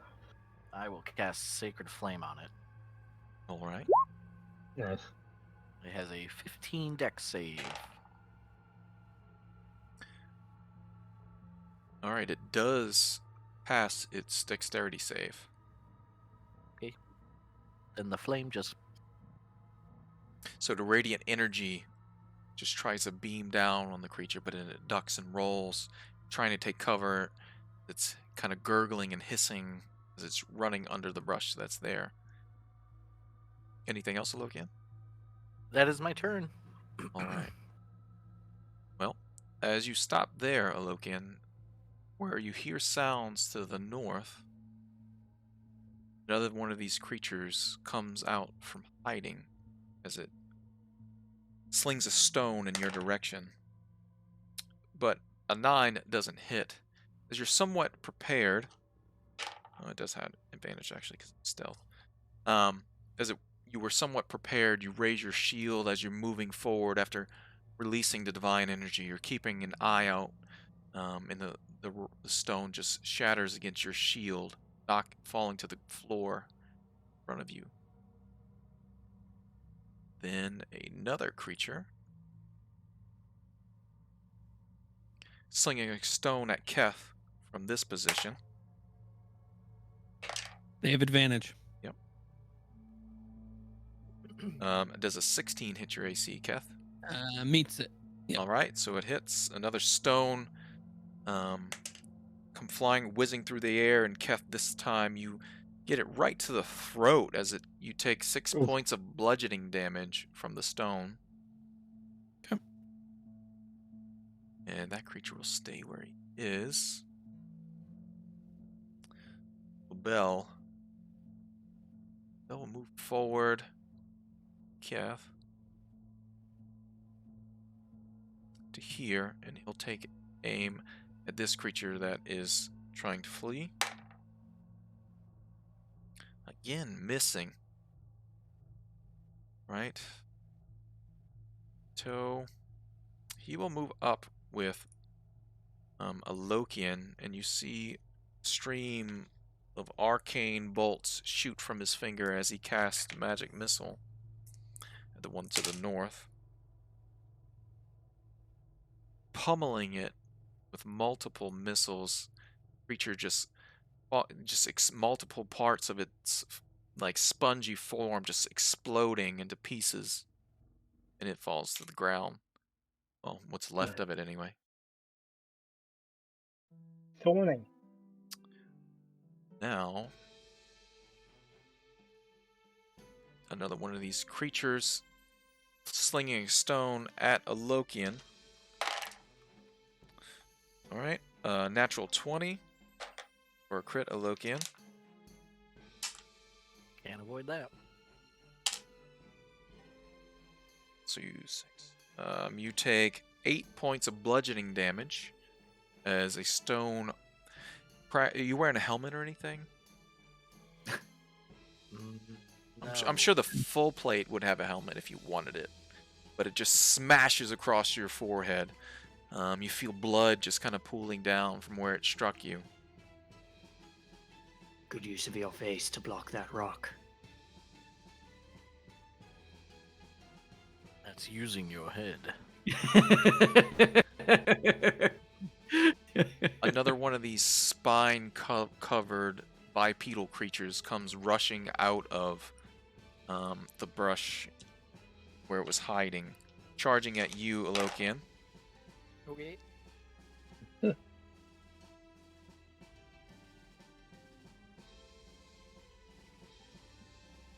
Does a 21 hit your AC, Alokian? No. All right, you stand vigilant there for the onslaught of these creatures as they are ambushing you. But it's snapping and biting. You feel its strange tentacle-like tongues just slashing and reaching out all across your body, but you're able to pull back and push it away. It's unable to find purchase on you.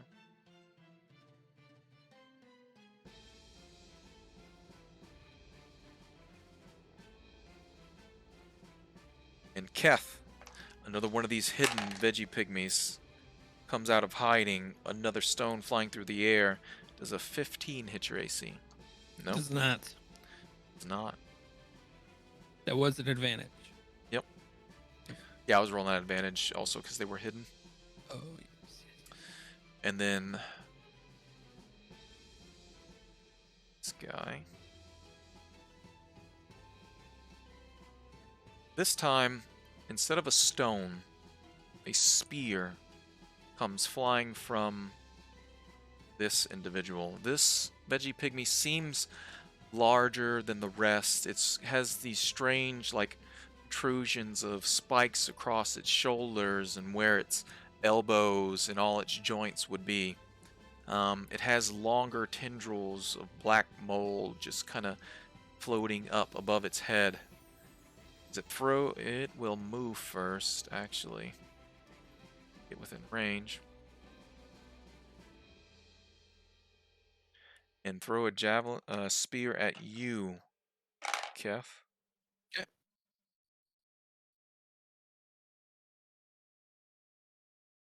All right. Does a 18 hits, right? Yes. You take 7 points of piercing damage as a spear is flying at you. Probably hits you in your lower stomach as you fight past some, because you're rage, right? You take half damage. Yeah. Your muscles are just tense as you don't take as much damage as it should have done. Then that's all it's going to do on its turn. Next is that one is gone. It's going to go ahead and move it because you kicked the head away. Kaz. Alrighty. First things first. Let's go here. Then flyby. To assist action. Help action. And I'm going to let's see. Oh, there we go. 10, 20. Does Tomoe kind of stay low there as she's flying by? Actually probably in this spot here. And about 30 feet near. Okay, so she'll rush down, aid towards that creature, and then shoot straight up? Yeah. And then as you rush around that creature, there's another explosion of spores from behind you as a cloud of this red-colored mold clouds that area. Go ahead and roll a dexterity saving throw. Sure. I'm sure I'll be fine. 13. A 13. Unfortunately fails. As the poison enters your lungs, begins to burn your skin, take 14 points of poison Oh my damage, God. and you are now poisoned. All right.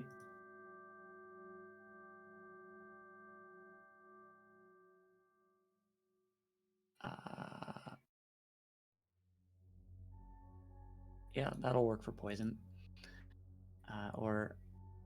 Yeah, that'll work. Okay. Mhm. Yep. Now,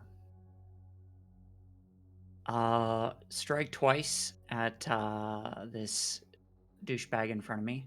All right. Just so you know, you have disadvantage at attacks and ability checks. Yeah, so it'd be a flat roll Yep. because I have advantage. So the first strike is 12. The second strike is a natural 20. All right. A 12 does not hit as you're striking across its thick, thorny hide. Its spongy exterior kind of giving way to your attacks. But Saya comes around uh-huh. with 9 points of bludgeoning damage. Right. And you just take out a big chunk of its spongy form as it just breaks off. Takes 9 points of damage. All right. That'll be it for me. All right. That one there with the javelin is dead, so I'm just going to go ahead and remove it. Did finish it off. Belkin, is now your turn. Okay.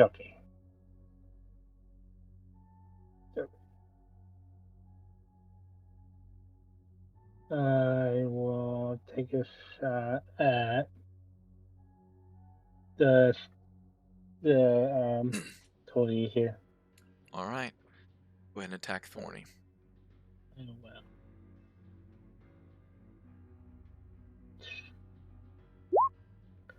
well. 12. 12 does not hit. It's strange exterior. I still have 10 feet movement. Come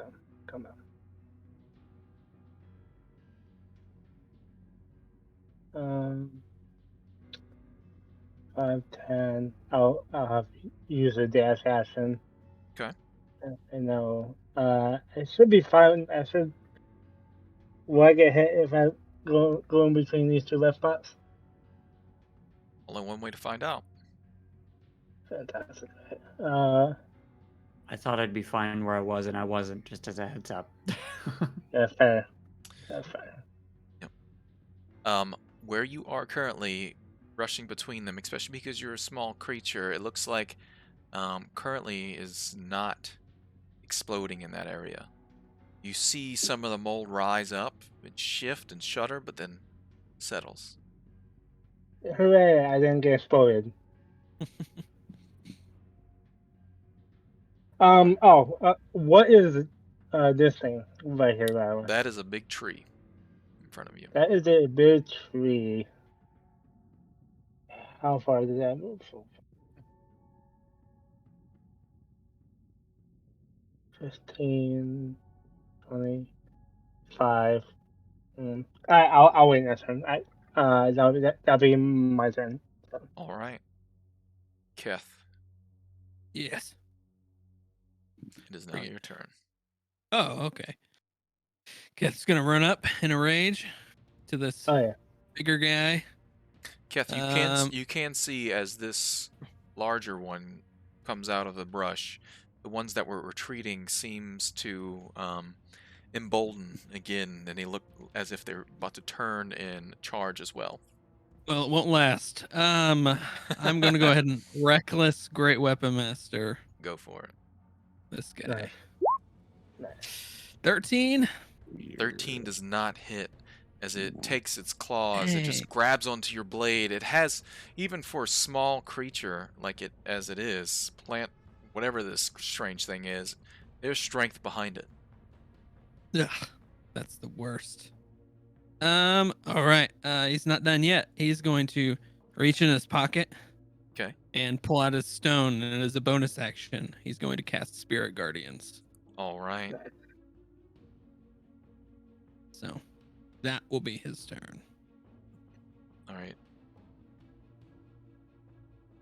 Alokian.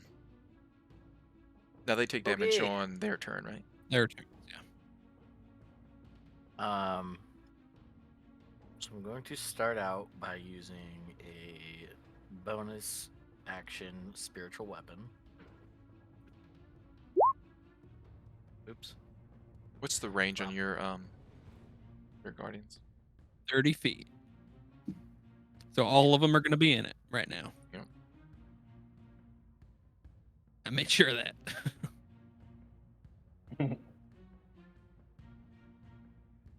Make sure they all at least take one turn of it.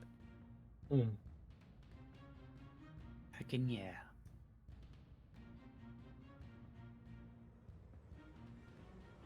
You good? Yep. Oh, okay. Yep, go ahead and take your turn. Sorry. So I cast a spiritual weapon next to the pygmy back there, and had an attack for a 23. A 23 hits. Go ahead and roll damage. As It is your 11 force. All right. Your spiritual warhammer just appears and apparates before it, striking down directly down from the top to the bottom, just kind of crushing this spongy creature into just pieces. See the black liquid trying to pull the pieces back together, but then finally just stops as he dead. Dead.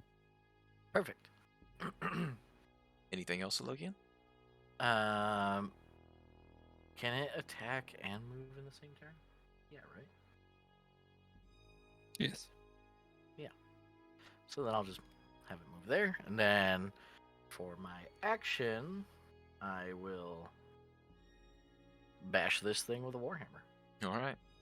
in front of me. You have advantage. So 24 A 24 definitely hits. for 10 bludgeoning. Bludgeoning.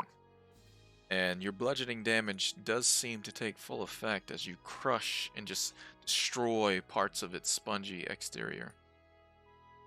Nice. Perfect. It I is. love that your standard hit does more damage than my critical hit. All right. This veggie pygmy to the north, where your spiritual weapon is, you see it pull itself back together and rise up from the ground. And it will rush forward, try to claw at Kaz. Kaz. Question, Hey, real quick. Yep.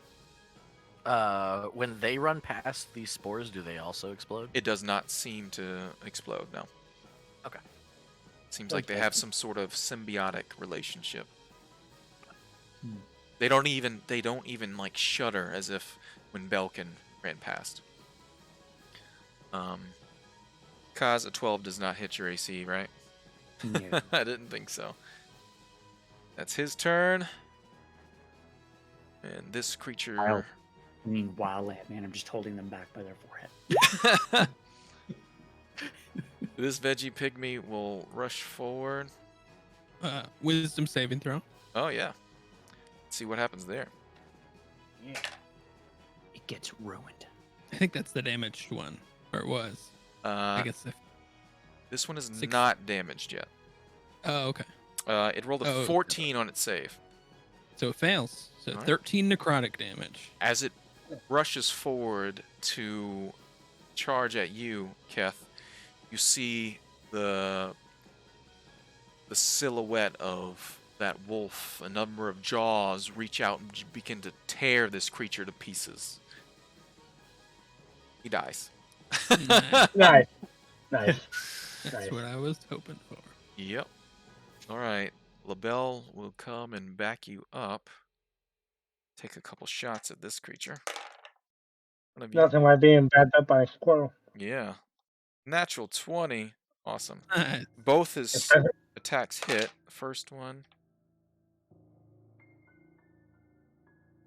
All right. And the second one.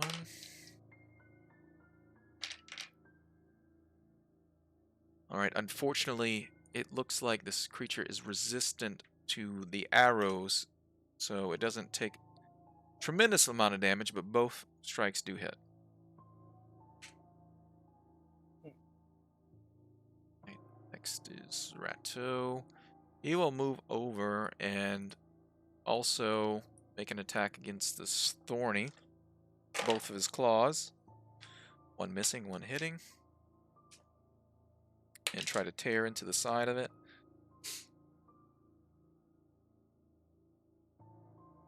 Taking a few chunks out, and you could see this black ooze just kind of all over this creature at this point. It's heavily damaged. But it will make one last ditch effort to attack. Seeing a nice juicy squirrel next to him, he's going to bite at him. But Rato quickly dodging out of the way. It will then try to leave that space between both of you. You go ahead and roll attacks of opportunity. Rato will as well.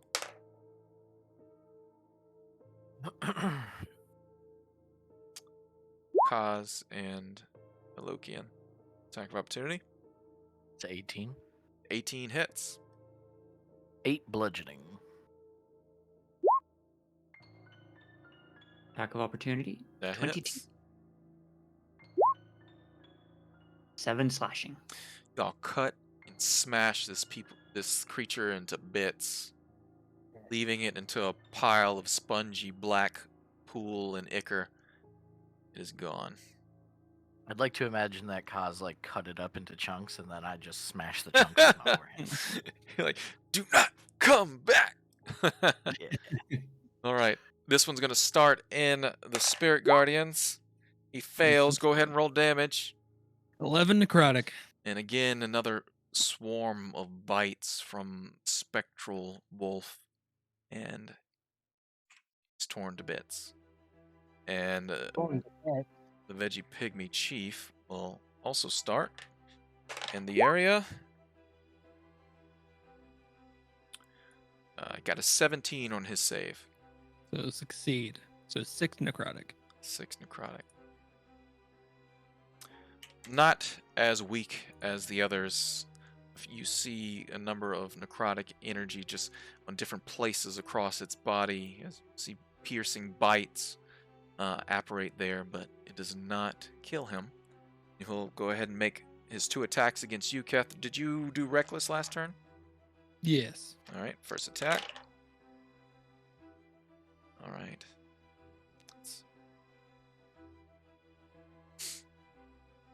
24 to hit. That hits. And then the second attack is a 20. That also hits. All right, both claws just begin to tear into you. The first claw attack, 8 points of slashing damage. Second claw attack, 5 points of slashing damage. Okay. And then you see emanating from its body more of these strange toxic spores just to begin to explode off his back, his face, and his chest.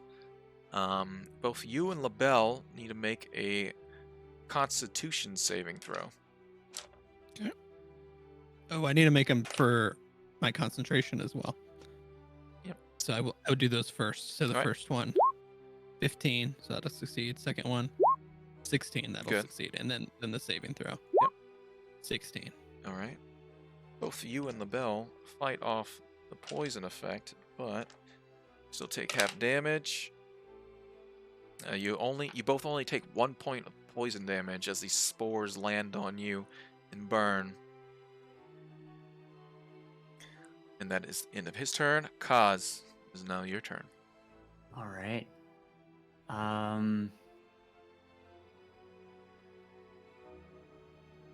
Have Tomoe fly by and help action, flying 30 feet up in the air. Yep. And I will strike 1, 2 at the tool behind me. Alright. That's not good. A 9 and an 8, so both miss. All right, he just ducks and dodges out of the way of both your attacks. Yeah, that'll be it for me. All right. Even with the advantage, that was... Wow. Yeah. Good rolls. A lot of low rolls. Yeah. Belkin, It is now your turn. Can I perch myself 20 feet up in that tree? Yeah, I mean, you have a climb speed, so you can climb up the tree and get up there into a branch. Excuse me, a branch or something. yes. And then I will attack this fellow right here. All right.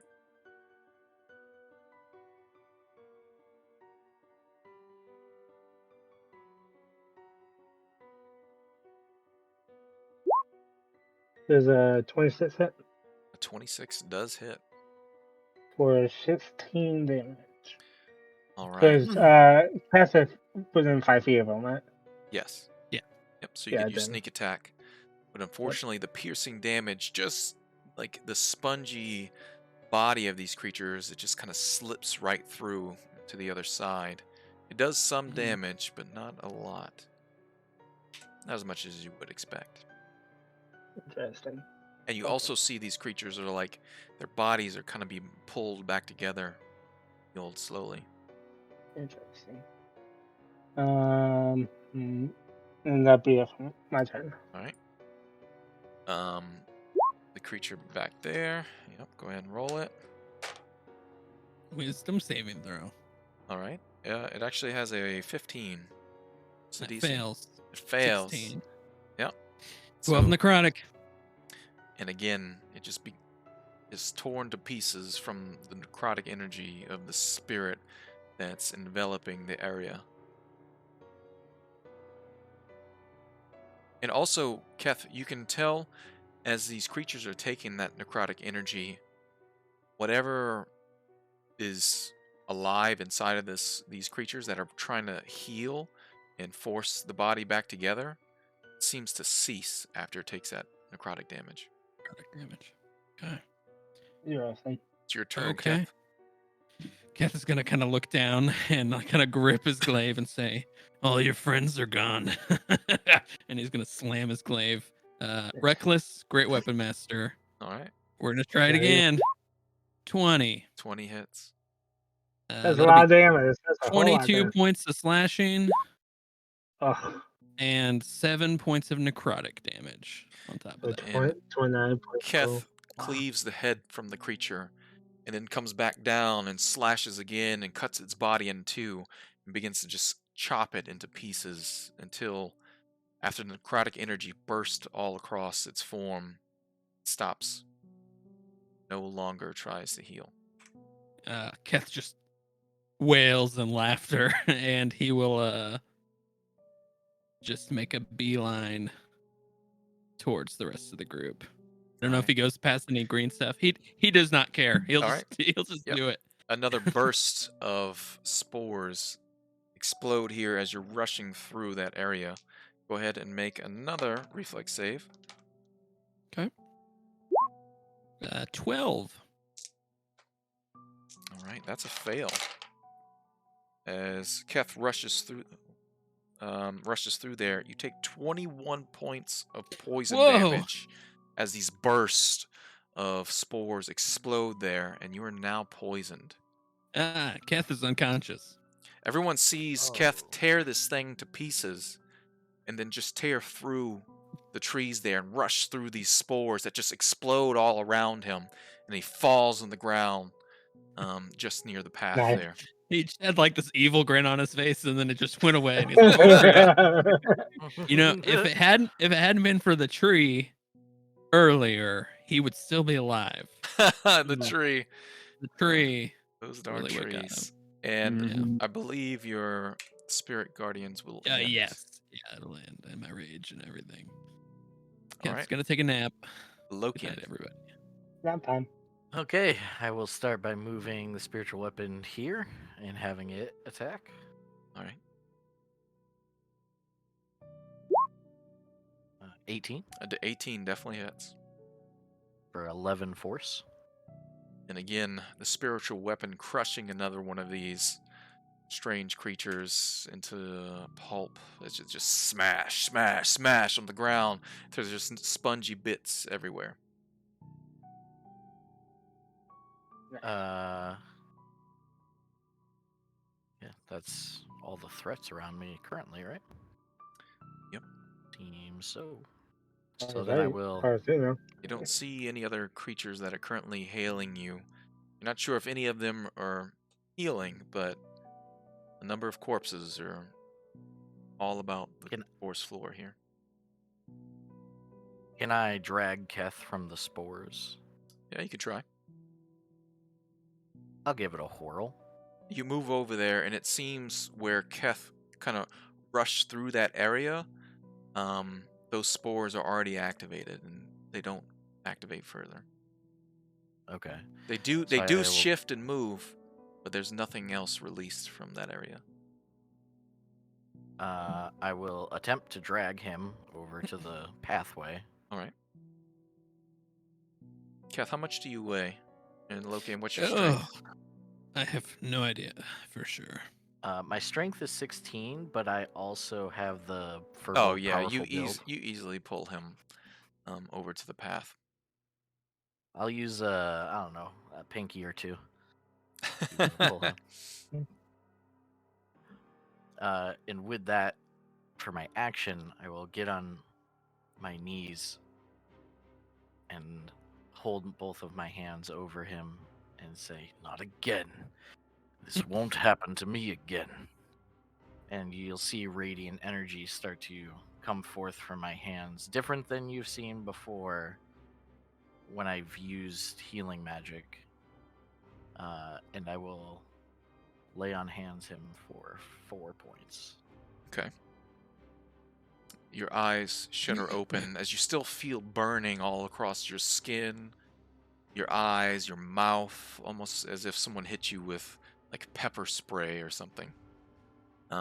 It's difficult to breathe as whatever this is in your lungs, as you're still fighting off the effects of poison, but you're no longer dying.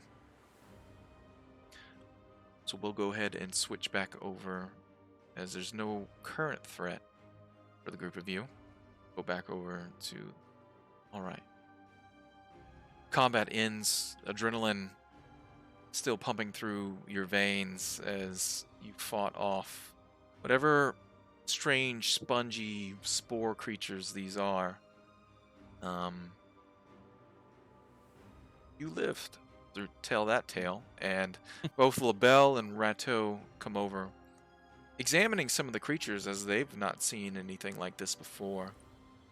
They do ask if anyone knows what they are. Dead. LaBelle laughs as well. Yes, they Oh, are. quick question. Are we using the rule where I get half my ammo back that I used rounded down, or you want me to use it? I'll say go ahead and make either an investigation check as you're looking through to Sure. find your ammo. See how much you get. Yeah. That's more fair.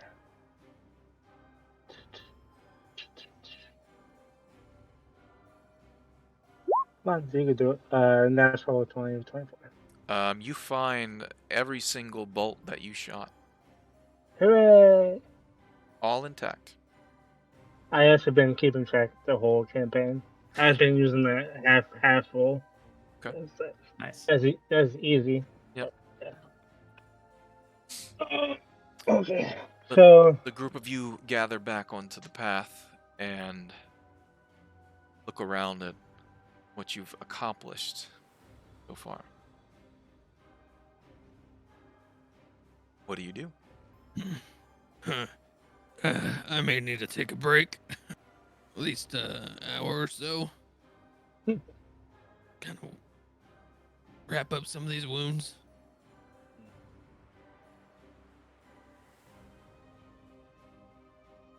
The freaking poison right at the end did more than the entire rest of the fight. yeah, I had 40. I had 40 done to me, and that one did 21. Like, I almost rolled max damage on it, sorry. I had 4. I mean, I had 40 HP left when we started at a 60. Yeah.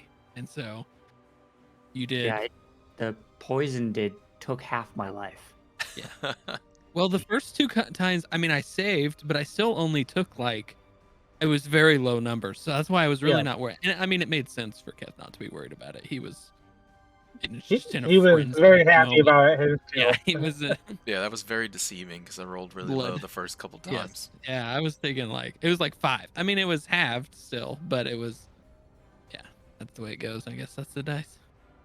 But yeah, it took like total of like 60 damage that round. I love barbarians. I didn't realize I was yeah. gonna love Yeah, barbarians. They're so dangerous. I didn't realize how dangerous they were. They are. Sick. It's you do a lot more damage when you're alive.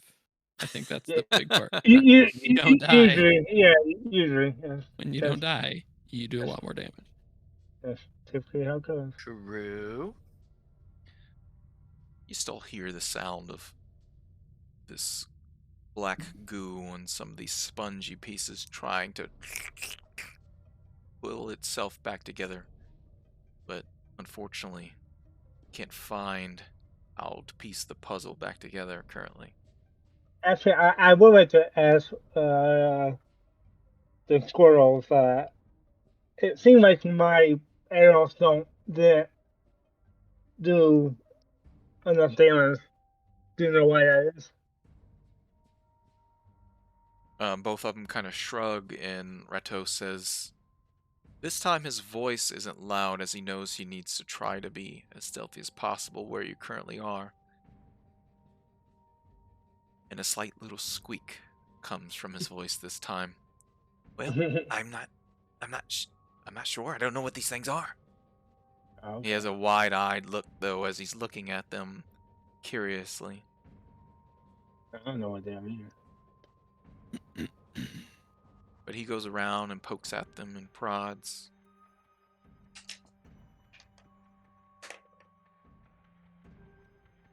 Looks like their bodies are made of some sort of sponge or mushroom. Perhaps that's why your bolts do not affect it as much. Okay. It seems rather soft. It's strange. So they're shooting a sponge. Does anyone know what these things are? To roll knowledge nature. I'm not proficient, so no, I'm not going to. I guess we'll roll it. 12. 12. You've heard of strange little creatures called mold people that usually live in forest or damp swamps or that sort of thing. Much more beyond that, they tend to hunt for humanoids or animals. You're not quite sure why, but you know they do kind of chaotic, small spore people.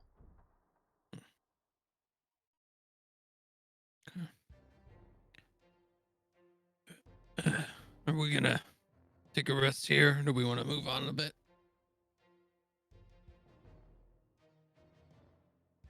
If you're not feeling that well, I don't mind missing. I definitely need a rest. I also assumed you guys just like untied yourselves as you were running around. Otherwise, Keth probably would have drug you around. Yeah.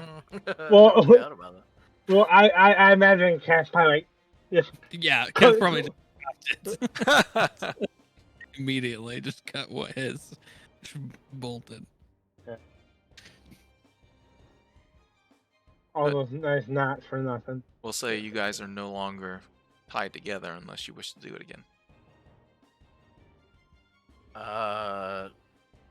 We're still in this area that was messing with us, right? Yeah, and what's odd is this tunnel is kind of just slowly turning, and it seems to be getting sharper and sharper, as if whatever tunnel you're in is spiraling, but it doesn't seem to have come back on itself yet.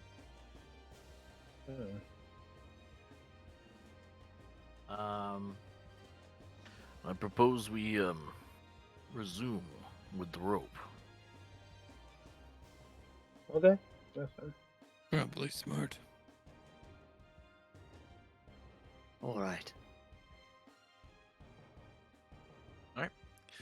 Go ahead and Roll another sleight of hand check if you wish to tie yourselves to each other. Okay. Cause for some reason, when combat started, your rope wasn't even tied to you anymore. You didn't notice before. Yeah. I was just like, oh, battle. And I'm like moving and the rope just going. Yep. It just kind of goes whoop, right off of you. I'll ask the squirrels.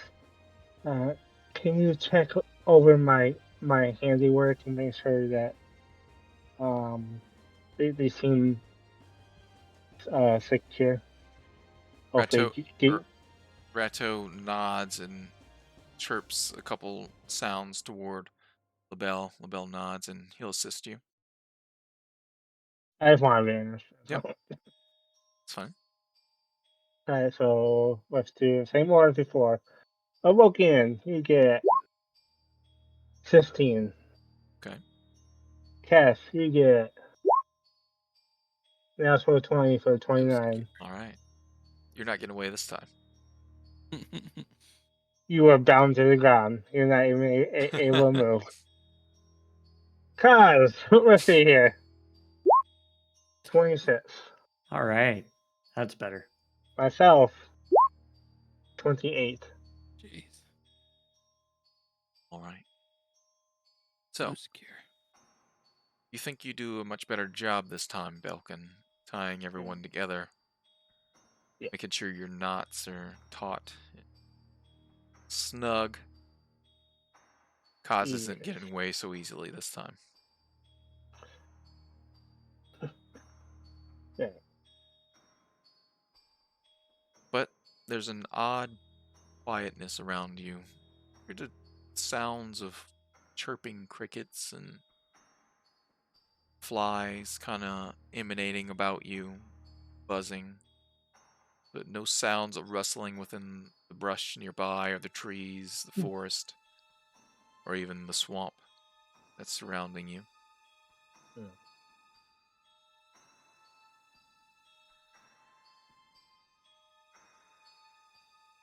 We're taking a short rest. You gonna take a short rest? Yeah. All right. Yeah, why not? Well, we're taking a short rest tied together. This is Yeah, why not? Yes. All super close. Snuggling. there you go. Yeah. Just, increase those bonds, you know? Yeah. Very intimate. Yeah. That's nice. That's nice. You just take it right here on the path. We're still in a tunnel, so there's only a couple hundred feet to work with. Well, so it's 300 feet in diameter, but you can walk the whole circumference of this tunnel. And it continues on forward and behind you where you came from, but it's just slowly turning constantly to the right. And it's weird as you're going above it. Like a spiral. Well, the path is kind of spiraling and zigzagging all the way across and around the tunnel, but it's going ahead down this tunnel. But the tunnel itself is slowly turning. So imagine like a cylinder just slowly turning, but it's 300 feet in diameter, thereabout. And there's trees and vegetation and pools of swamp water all about you. And this path that you've been following. And so far, you've been going down this path for probably about an hour or so. And multiple of these obelisks you've passed, each one every time lighting with this green flame. And each one of them stay lit as you walk past. So behind you, you see a trail of green light all down this path, which this path winds up to the ceiling, back down the side, back up on the other side to the ceiling, back down. So it just kind of snakes through whatever this strange place is. And gravity is constantly pulling down upon you as you're focusing on staying grounded. If anyone does anything different than that, let me know, but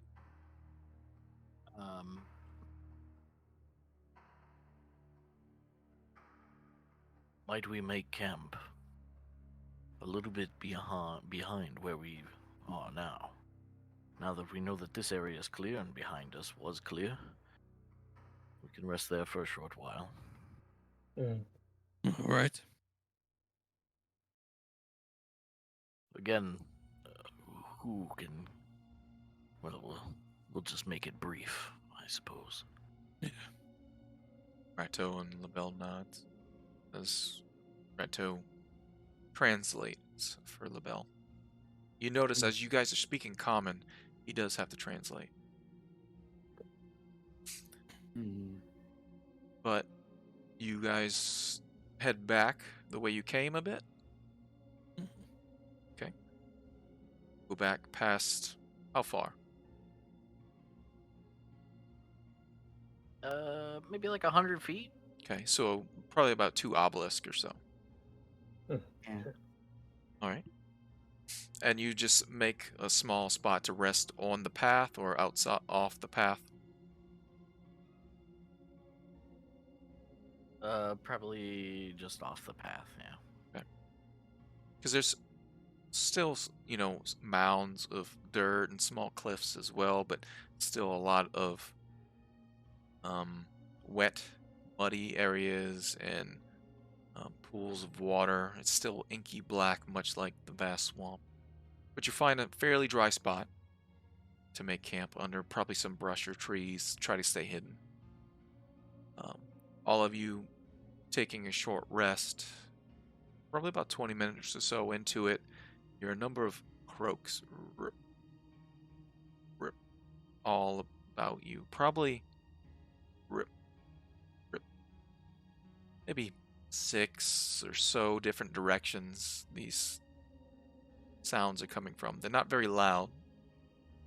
And then finally, about 30 minutes through your rest, one leaps, a large toad leaps onto the path ahead of you. Where you've come from, but it comes from the side of the path. There's this large toe with a number of boils all across its back. It has this, similar to the veggie pygmies, this black ooze kind of coming from different pores across its back. It's kind of just looking around. Don't touch that.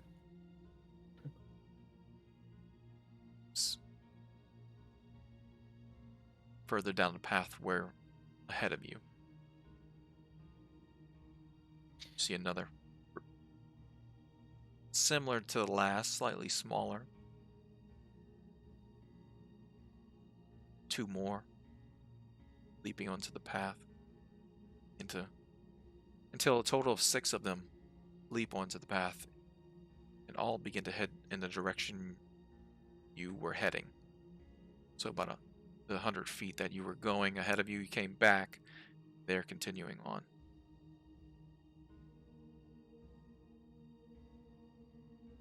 Do we have any idea if we're heading in the right direction? No. I would ask the Fey creatures who led us here in the first place. I don't think they know either. This is Rato. not their home. Rato shrugs and... I've not been to this place before. Then it is the blind leading the blind. I mean, That sounds like a bad idea. this place is connected to the stone. Yes. It is possible that the Coven is already aware that we are here.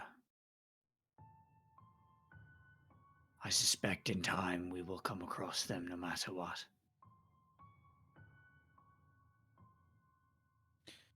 All right.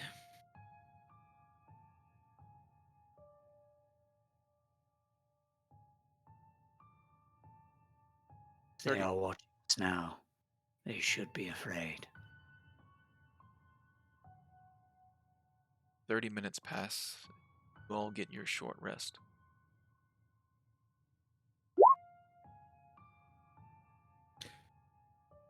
Did anyone else get hit? Okay. Nope. didn't even take away all my temp HP. Alokian's like a stone wall. Just can't get through it. I got hit because dum-dum. 8 more. Oh my gosh. That'll do.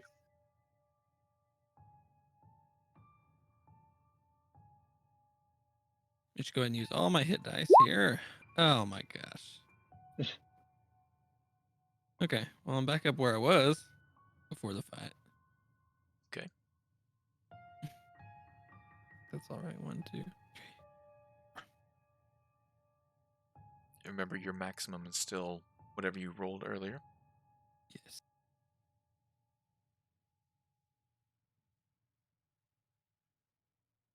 So anything particular beyond spending hit dice on your short rest?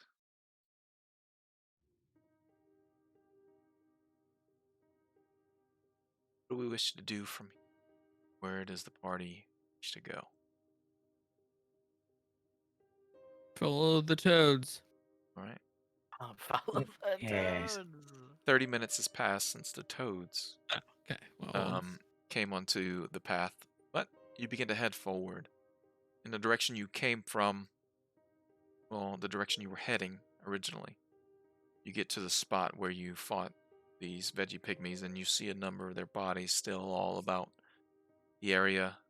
None of them missing, but you do see some of the spongy flesh have shifted slightly, but none of them fully formed. Those creatures that were killed with the necrotic energy have not moved at all. But you wind past this area where you had that combat and continue on. Another hour or so goes by, this winding path. The obelisk lighting has passed them, almost as if they're guiding or welcoming you here. And you see this tunnel begin to sharpen even more. Slowly you feel the gradual turn, though it's very difficult to discern it for those of you that don't have the higher intelligence. But Kaz, you can definitely notice that this tunnel slowly was turning to the right, and then gradually over time as you were traveling, it gets sharper and sharper, until finally you can see probably about 50 feet. This tunnel just shifts hard right, about 50 feet ahead of you, but it's still large. It's still 300 feet to the other end of the tunnel. Its diameter. This is a very strange tunnel. Mm. We've been veering right the entire time. Can I tell if we've been descending? It looks like it's been a horizontal the whole time. It's not descended. It's not ascended at all. So it's like doing a coil, till finally, toward the center, it makes that hard turn.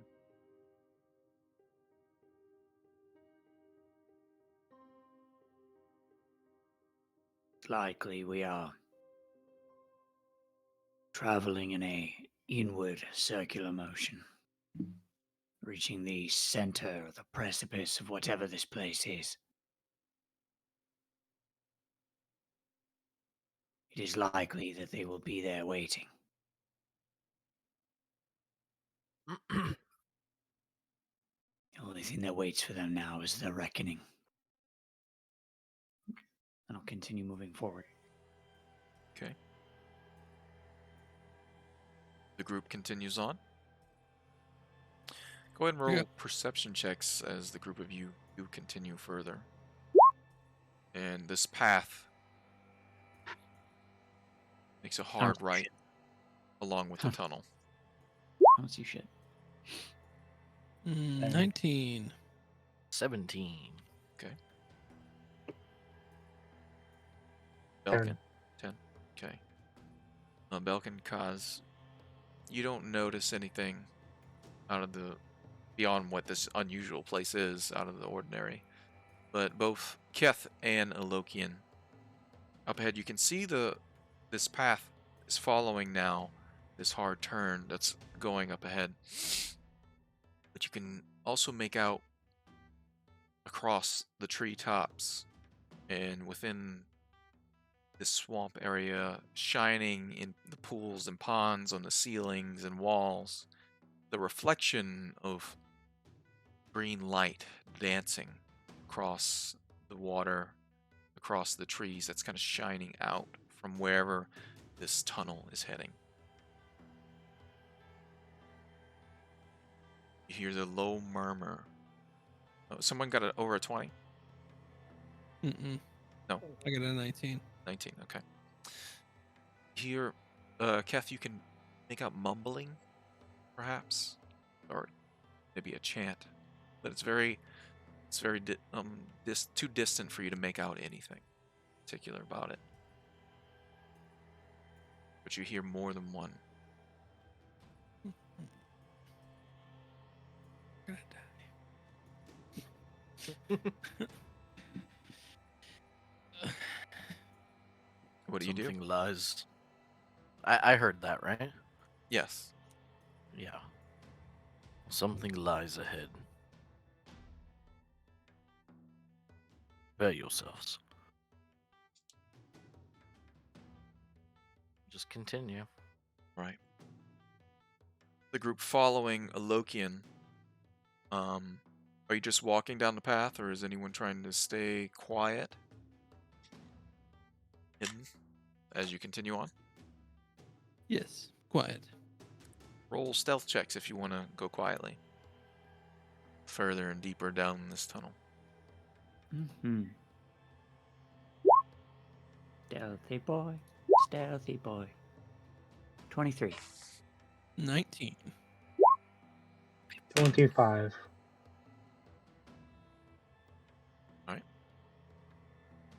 Everyone doing pretty well, so does Abel and Rato. Almost as silently as Belkin.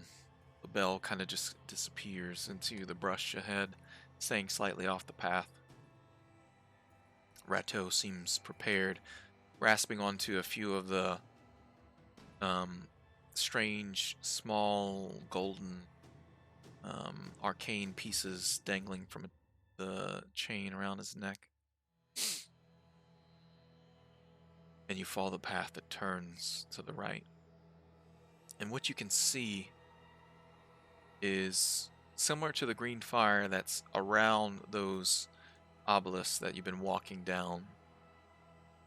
You just see large patches of this fire that just kind of wisps through the forest, across the swamp, all across the ceiling, the walls, the path ahead, just in like large mist and flames in areas about 10, 15 feet in diameter. It just kind of moves and shifts throughout the forest. This tunnel kind of ends in a large circular area ahead, and along that wall and that ceiling is more of this swamp. But at the very end, against the far wall, you see a number of large, twisted trees that are much larger than the rest, probably at their heights about 40 feet, but have heavy branches that twist and turn. Arcane markings all across them, glowing a dim green glow. And you see this similar fire burning in 3 points, moving and shifting from 3 humanoid figures. 2 medium-sized humanoids, purple skin, long black hair, clawed hands as they're holding out their hands toward one another. And in the center, in between these trees, you see a large pool of water that's standing about waist deep. About a 12-foot tall humanoid form. Bulbous shoulders, almost mutant-like. Heavy limbs, all hanging and dangling as its gangly arms and claws reaching out towards her companions. The flames shift and move in a triangular shape toward one another as they're chanting. The large humanoid shape in the water, skulls, mold, fungus growing from her body. You see netting, torn and ripped, tattered clothing, much like the other two hags. And on one of the trees before the large figure, but in between this triangle shape, you see another figure. Tied, dangling from the tree by his wrist, up against the tree, bound at his waist, his throat, feet, at the base and trunk of this tree. You see the humanoid shape, bare, all but what pants that he may have left that looks ripped and tattered. All across his body, you see more bulbous shapes as muscle is mutated and twisted. Lump across his back where his neck is. Almost seeming unconscious and barely can make out Alokian. The face of the figure. Twisted and changed. You see Zan there on the tree.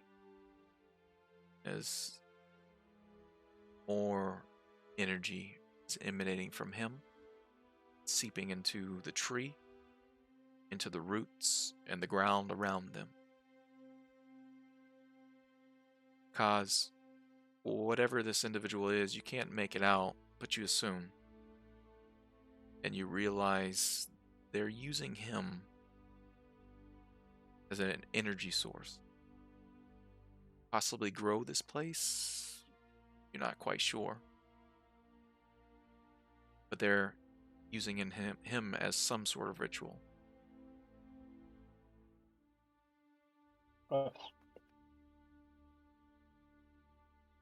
And I think for tonight, that's where we'll end our session. Oh, they've got to die. All right. Everyone out in the stream, That's gonna go great. thank you so much for hanging out with us. We've come to an interesting point in our adventure, but appreciate you guys being here along with us. So, everybody, y'all have a good night. Bye. Bye.